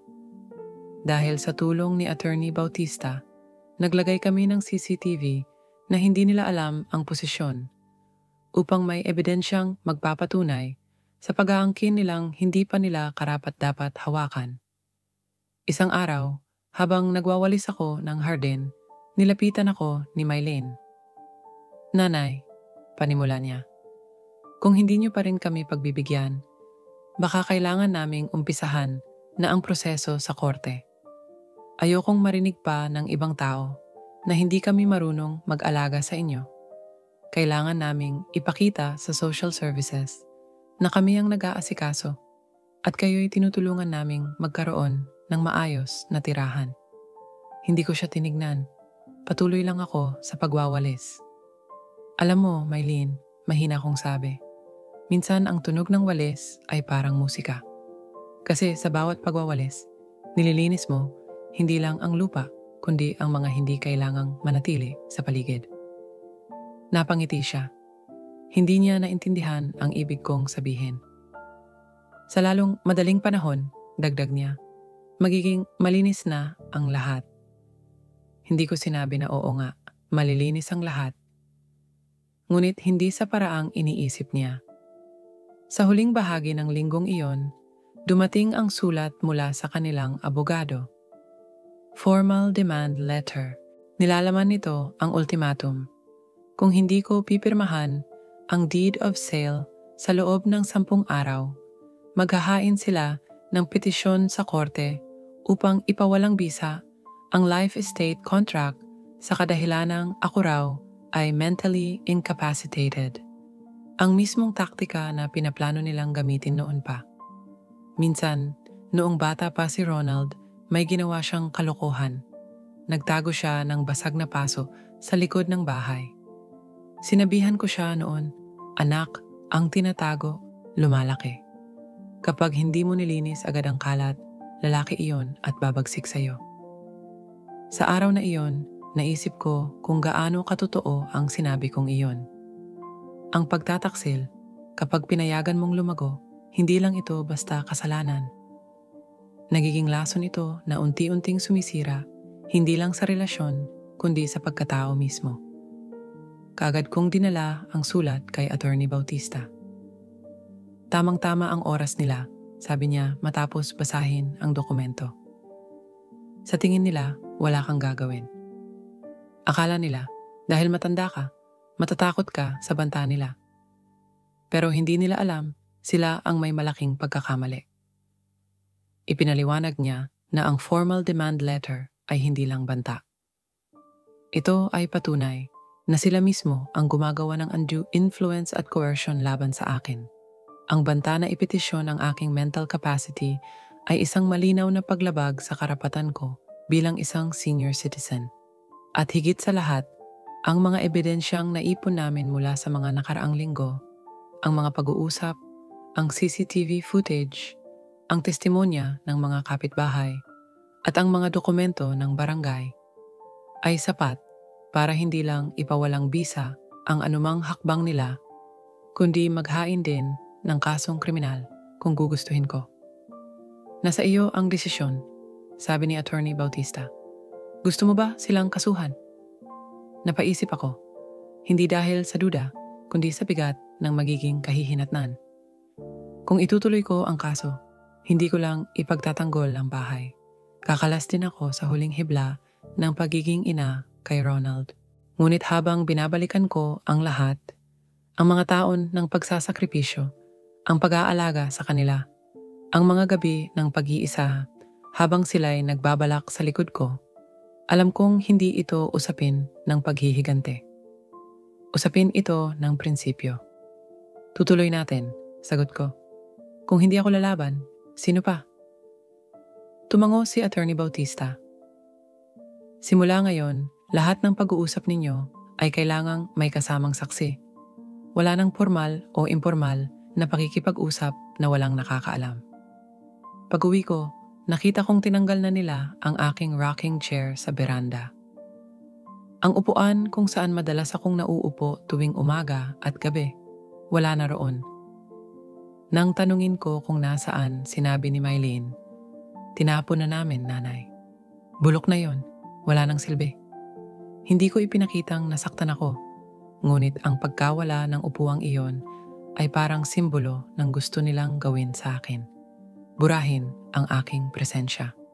Palayasin hindi lang ang katawan ko, kundi pati ang alaala ng pagkatao ko sa bahay na ito. Ngunit hindi sila nagtagumpay. Sa halip, ang bawat galaw nila, ang bawat pagbabago, ang bawat pagtanggal ng kasangkapan ay nagiging bahagi ng ebidensyang magpapatunay sa korte kung paano nila ako pinilit at inalipusta. Sa bawat araw na lumilipas, habang abala sila sa pag-aayos ng kanilang bagong bahay, nag-iipon ako ng sandata para sa araw ng paghuhukom. At habang sila ay nagdiriwang sa ilusyon ng tagumpay, ako'y naghahanda sa tunay na panalo. Dumating ang araw na yon, gaya ng lahat ng mahahalagang araw sa buhay. Hindi mayabang, hindi maingay, kundi tahimik, parang isang paghinga bago ang bagyo.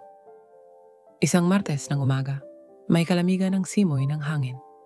At tila ba ang mga ibon sa labas ng bahay ay nakiramdam sa bigat ng mga mangyayari. Isang liham mula sa korte ang dumating. Hindi ko ito inabot kay Ronald o kay Mylene. Ang mensahero ay ibinigay ito sa akin mismo.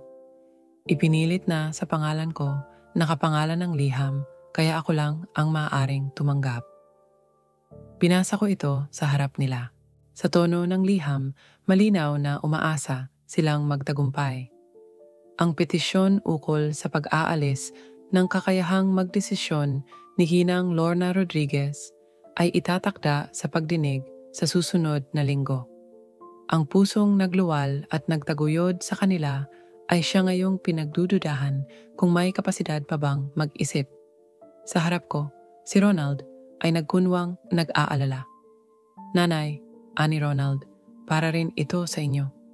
Kailangan naming matiyak na hindi kayo nalilinlang o nalilito. Kapag maayos na ang legal status ninyo, magiging madali na ang lahat. Madali para kanino? Tanong ko, hindi nagtaas ng boses, ngunit matalim ang tingin. Si Mylene, nakatayo sa gilid, nakayuko pero hindi maitago ang ngiti. Alam ko na sa isip nila, tapos na ang laban. Isang hakbang na lang at mapapasakan nila na ang bahay. Hindi nila alam, ang araw na ito ang magtatakda ng kanilang pagbagsak. Kinabukasan, nagtungo ako sa opisina ni Attorney Bautista. Doon ko dinala ang liham mula sa korte. Panahon na, sabi niya. Ilalabas na natin ang lahat. Isinama ko sina Aling Letty at Kapitan Luis. May dala silang mga sworn affidavit na nagpapatunay sa aking katinuan at sa mga napanood nilang panggigipit sa akin.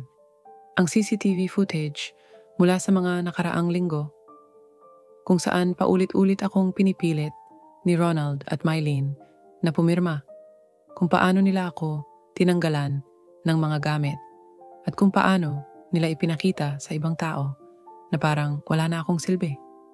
Lahat ng iyon ay inihanda naming ebidensya. Nag-file din kami ng counter petition na hindi lang nagsasaad na ako ay may kakayahang magdesisyon, kundi naglalantad din ng plano nilang pagsasamantala at panguusig. Kasama ang kopya ng life estate contract, ang updated na testamento at ang mga dokumentong nagpapatunay sa pagmamay-ari ko ng bahay hanggang sa aking huling hininga.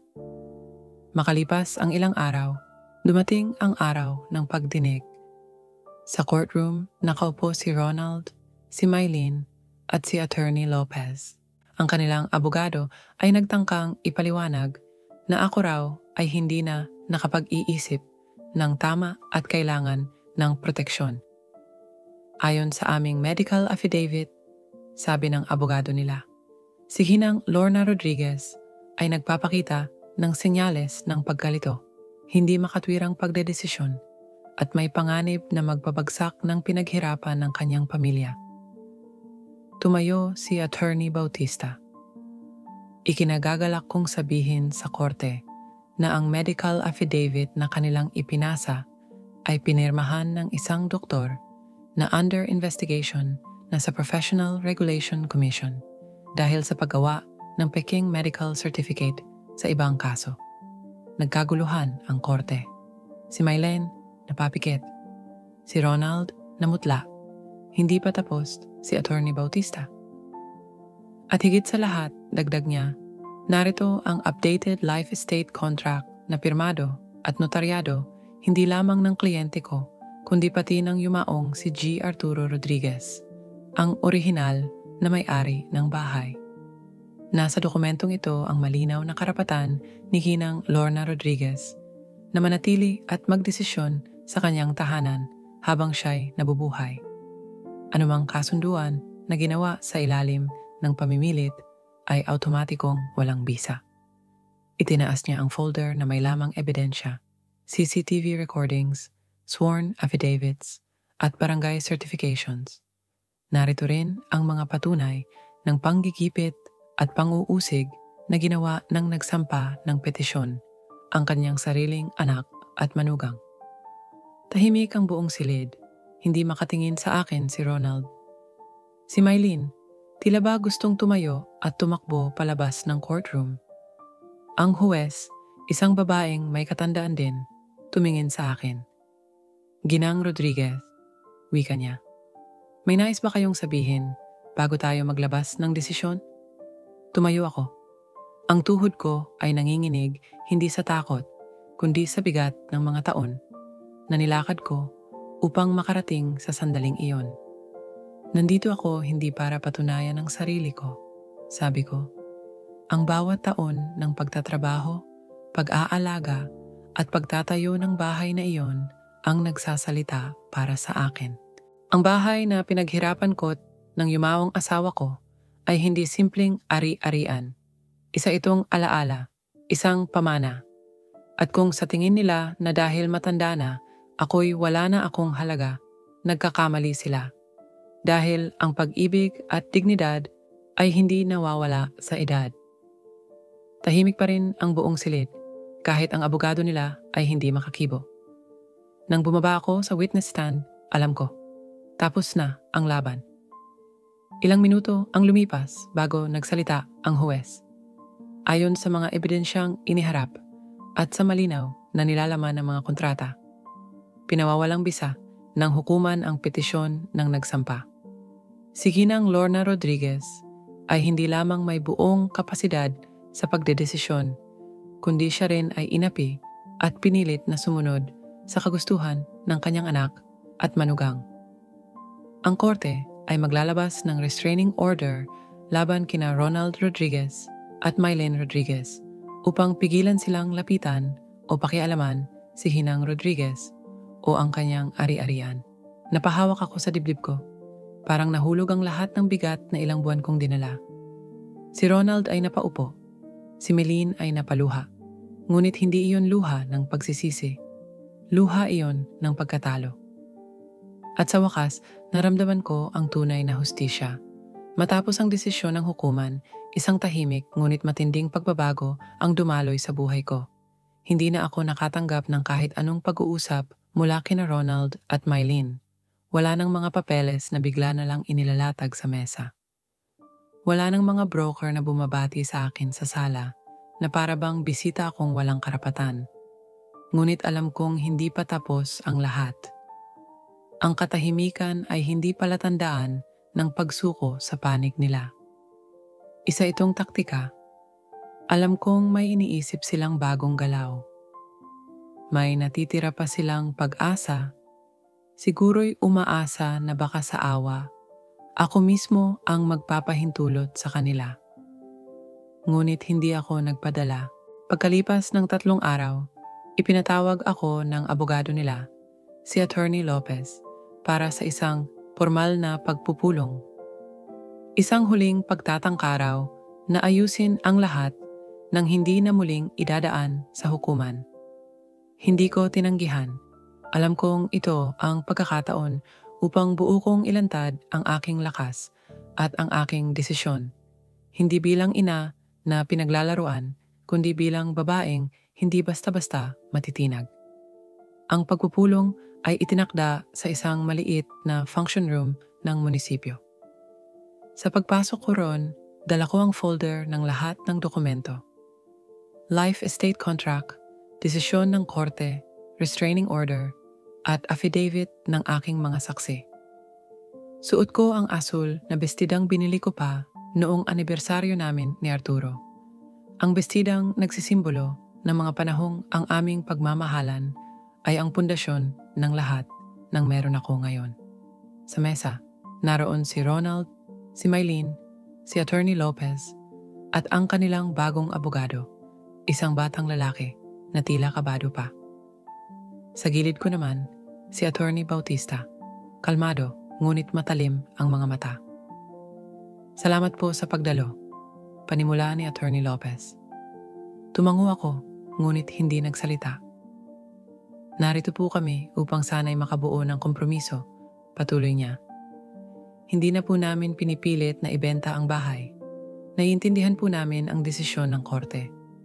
Ngunit, kung maaari po sanang mapag-usapan ang paglipat ng ilang bahagi ng property bilang pamana sa hinaharap para po kay Miguel.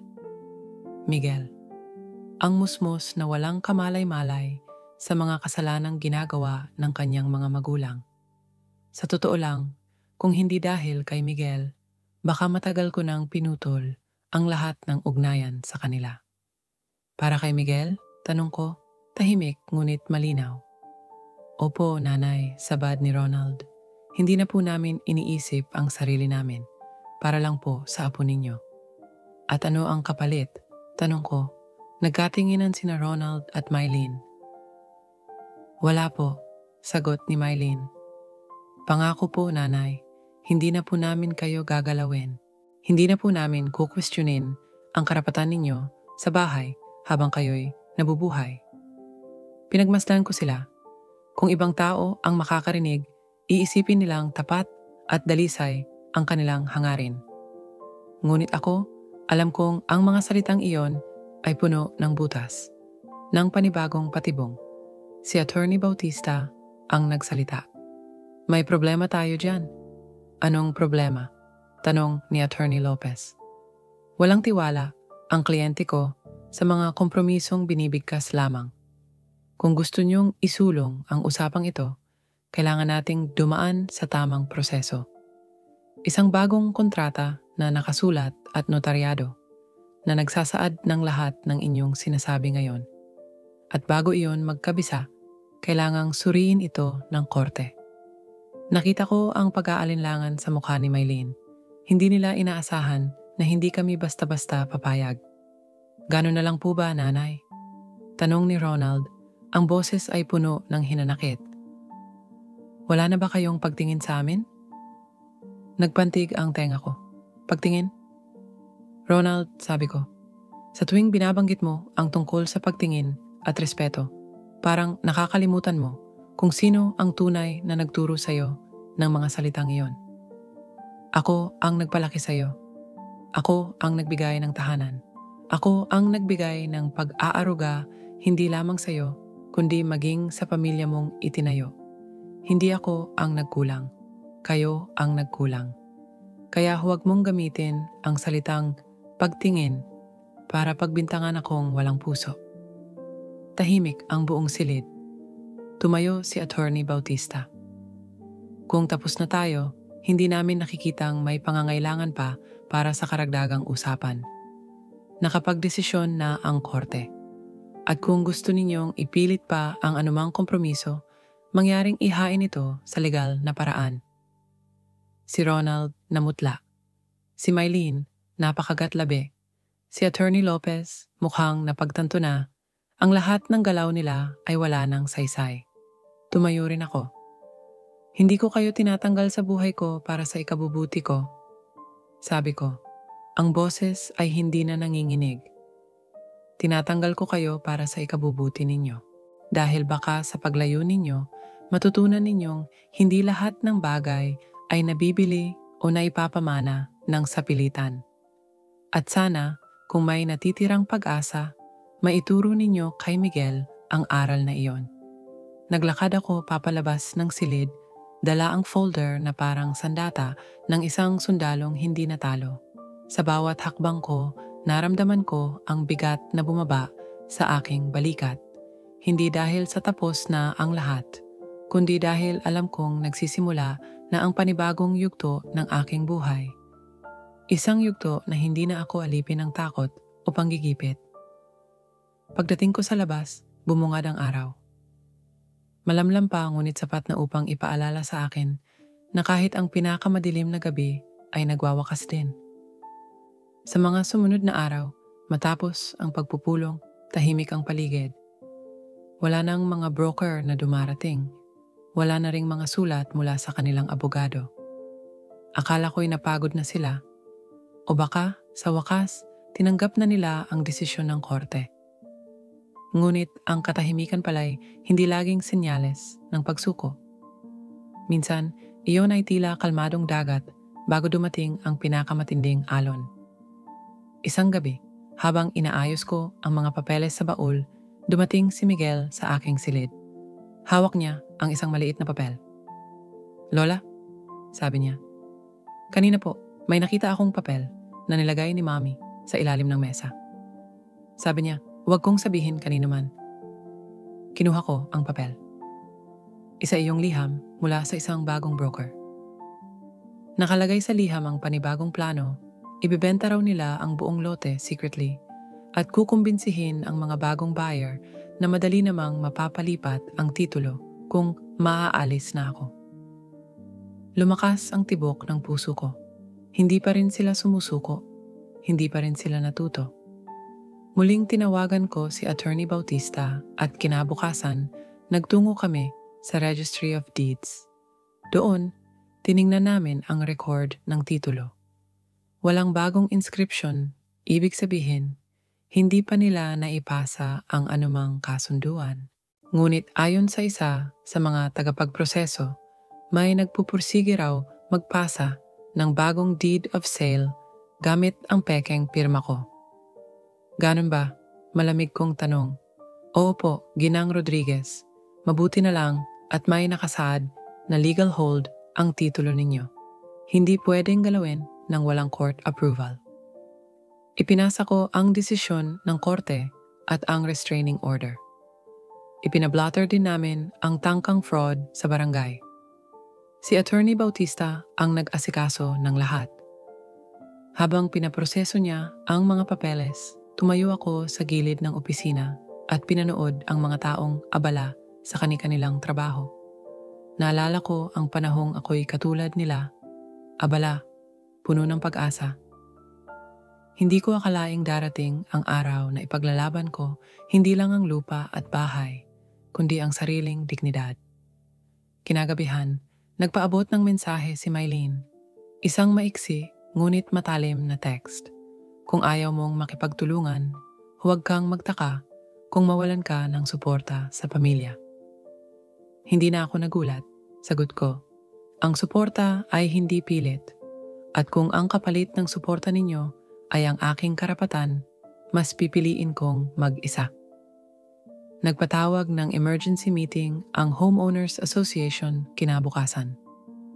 May narinig na ring bulong-bulungan ang ibang kapitbahay tungkol sa pagtatangka ni Ronald at Mylene na makipagsabuatan sa ilang broker para sa pagbebenta ng bahay nang walang pahintulot.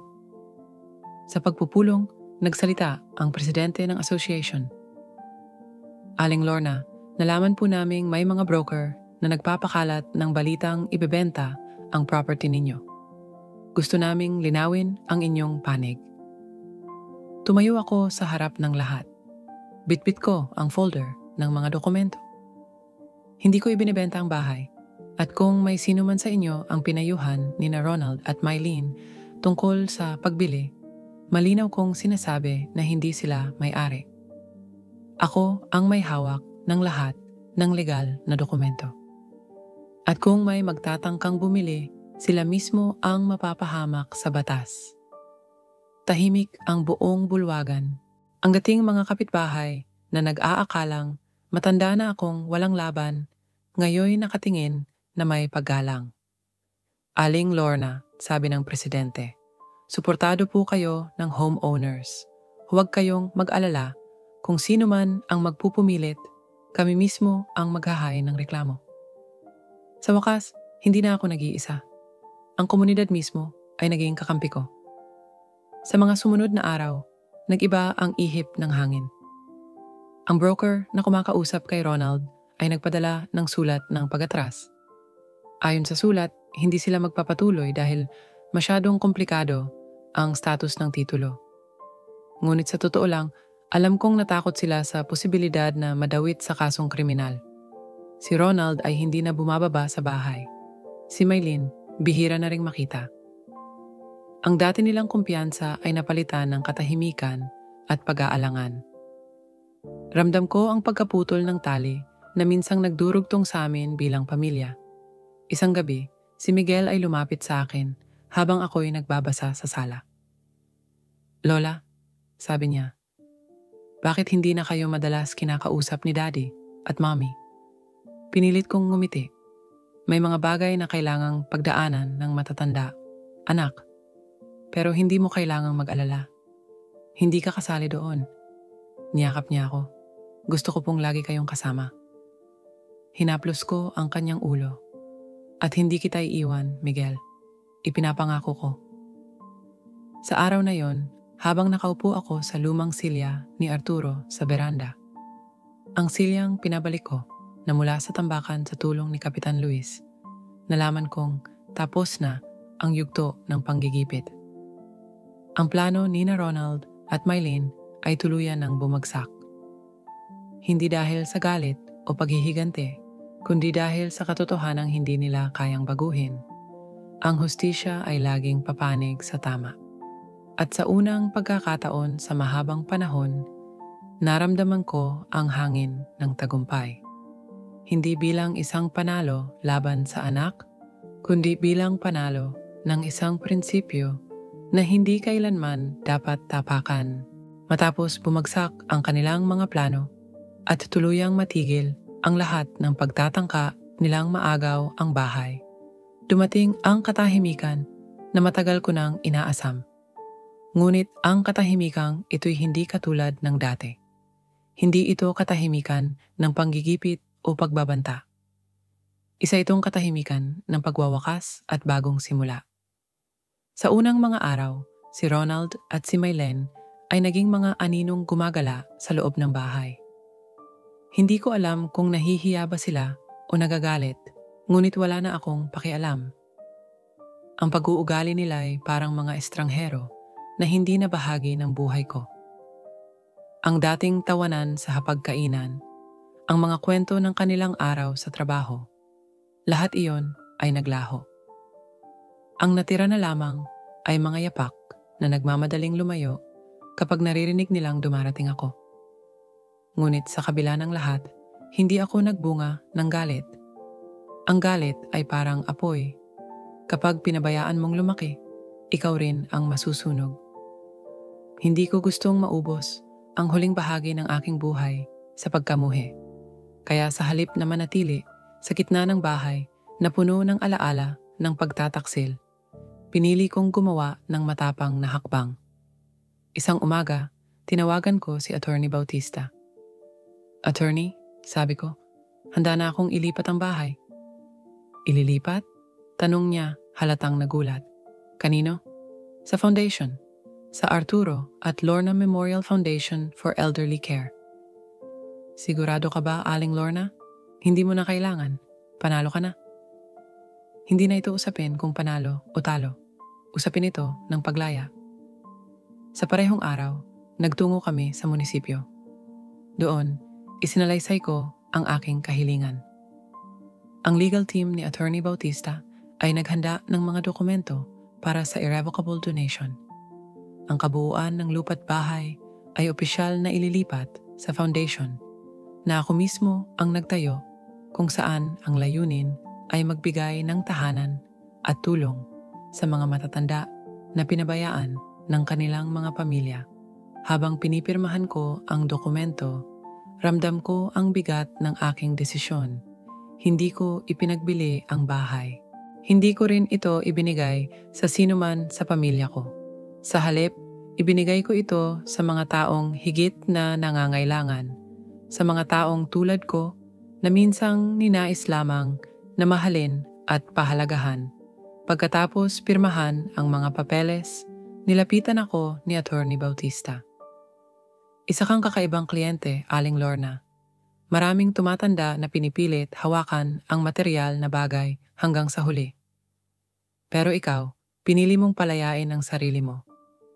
Ngumiti ako, dahil ang tunay na yaman ay hindi ang bahay, hindi ang lupa, kundi ang dignidad. Pag-uwi ko, pinulong ko si Ronald at si Mylene sa sala. Hindi ko sila pinagsalita. Hindi ko sila pinayagang magpaliwanag o magdahilan. Hindi ko na kailangan marinig pa ang mga salita nilang nagkulang sa katotohanan. Simula ngayon, panimula ko, hindi na sa atin ang bahay na ito. Hindi sa inyo.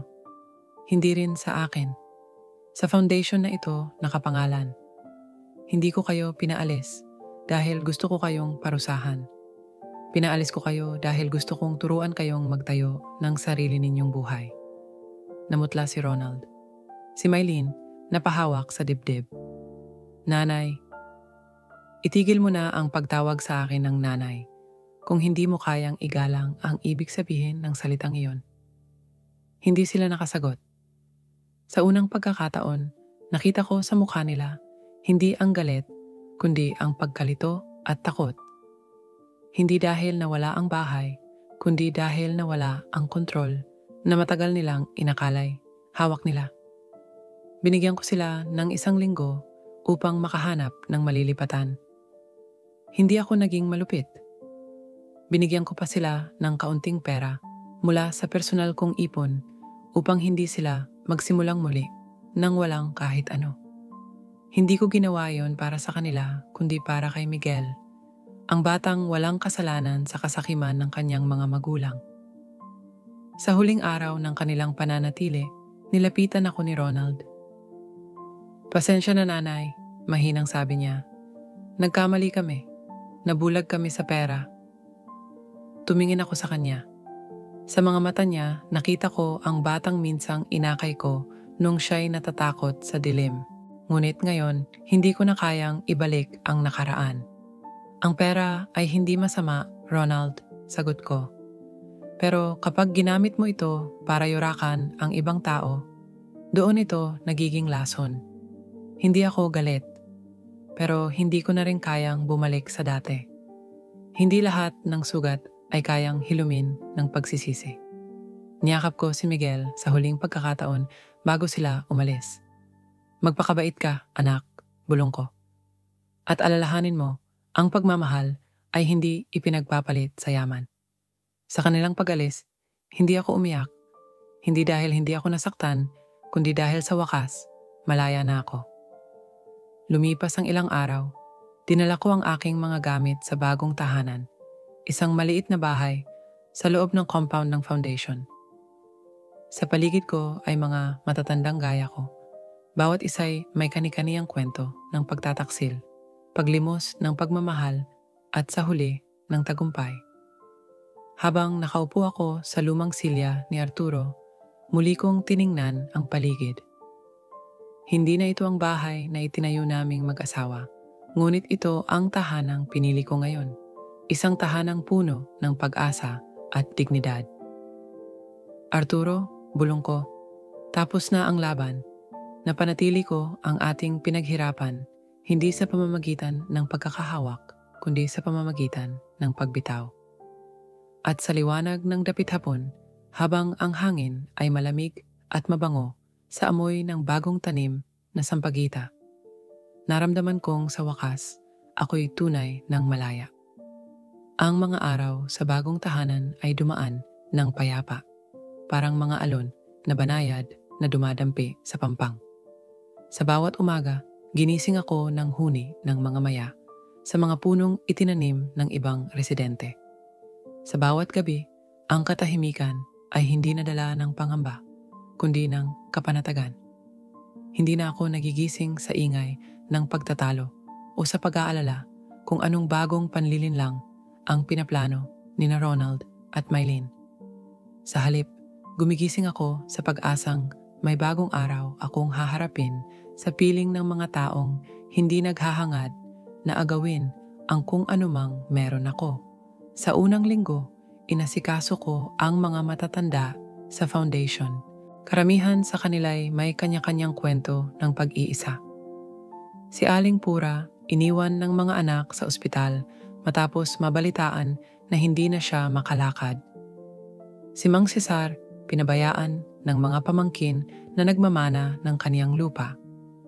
Sa kanilang mga mata, nakita ko ang sarili ko, hindi bilang biktima, kundi bilang kakampi. Bawat araw ay naging leksyon, hindi lang sa kanila, kundi sa akin din. Hindi ko na kayang ibalik ang nakaraan. Hindi ko na mababalik ang Ronald na minsan ay dumidikit sa aking braso kapag natatakot sa kulog. Hindi ko na mabubura ang mga salitang binitiwan ni Mylene, ang mga pagtatangka nilang angkinin ang aking pinaghirapan. Ngunit may isang bagay akong kayang gawin. Ang pagbuo ng panibagong kwento. Isang kwento kung saan ako ang may kontrol. Ako ang nagsusulat. Isang hapon, habang inaayos ko ang maliit na hardin sa gilid ng bahay, may dumating na batang lalaki. Si Miguel. "Lola," tawag niya, "pwede po ba akong bumisita?" Hindi siya sinamahan ni Ronald at Mylene. Siya ay naglakad mag-isa, dala ang isang maliit na supot ng ensaymada. Paborito ko noong bata pa si Ronald. Siyempre, sagot ko, pilit na hindi nagpapakita ng emosyon. "Anong ginagawa mo rito?" "Nagpaalam po ako kay Mommy at Daddy. Sabi ko, gusto ko kayong makita. Miss na miss ko na po kayo." Napayuko ako. Hindi ko alam kung paano magpapakita ng tamang reaksyon. Sa dami ng sakit at pagkabigo, nakalimutan ko kung paano maging lola nang walang dalang galit. "Pasensya na po kung hindi ko kayo natulungan dati," sabi ni Miguel. "Sobrang bata ko pa noon, pero ngayon, naiintindihan ko na. Narinig ko po kay Daddy at Mommy ang nangyari. Sabi nila, nagkamali sila. Nagkahiwalay na rin po sila ngayon." Nagulat ako. "Naghiwalay?" Tumango siya. "Nag-away po sila tungkol sa pera. Sabi ni Daddy, sinira raw ni Mommy ang pamilya namin. Sabi ni Mommy, si Daddy raw ang may kasalanan." Napapikit ako. Sa huli, ang kasakiman nilang bumuo ng matinding pader sa pagitan nila. Hindi ko ginusto yon. Kahit kailan, ang hangarin ko'y maipakita sa kanila ang tama, hindi ang manakit. "Pero Lola," sabi ni Miguel, "sabi ko sa sarili ko, hindi ko po uulitin ang mga pagkakamali nila. Kaya gusto ko pong tumulong sa foundation kapag wala akong pasok." Lumapit siya at niyakap ako. para akong binuhusan ng malamig na tubig sa init ng araw. Sa yakap niyang iyon, nawala ang lahat ng pait. Naramdaman ko ang pag-asa. Ang bagong simula. Kung yan ang desisyon mo, anak, bulong ko, malugod kitang tinatanggap. At sa gabing iyon, habang nakaupo ako sa lumang silya ni Arturo, ngayon ay nasa gilid ng hardin ng foundation, tinanaw ko ang kalangitan. Sa itaas, ang buwan ay bilog at maliwanag, parang matang nakamasid sa lahat ng pinagdaanan ko. Arturo, mahina kong bulong, nagawa ko ang ipinangako ko. Hindi natin hinayaan na yurakan ang ating pinaghirapan. Pinanatili ko ang ating alaala. At higit sa lahat, natutunan kong bitawan ang galit para sa mas malaking layunin. Sa tabi ko, si Miguel ay nakatulog sa upuan. Sa kanyang kamay, hawak pa rin niya ang supot ng ensaymada na hindi niya nakain. Sa kanyang mukha, ang inosenteng anyo ng batang handang magsimula ng bagong kwento, kwento ng pag-asa, hindi ng kasakiman. Ang hangin ng gabi ay malamig, ngunit hindi nakakatakot. Isa itong paalala na tapos na ang bagyo. Tapos na ang laban. Sa wakas, nahanap ko na ang kapayapaan. Hindi sa pagtatanggol ng ari-arian, kundi sa pagprotekta sa sariling dangal at pagbuo ng bagong pag-ibig mula sa abo ng nakaraan. At sa paglipas ng bawat araw, alam kong ang aking kwento ay magsisilbing paalala sa lahat ng mga inang nilapastangan, niloko at sinubok, na ang hustisya ay hindi laging mabilis dumating, ngunit sa mga matiyaga at hindi sumusuko, dumarating ito sa tamang panahon.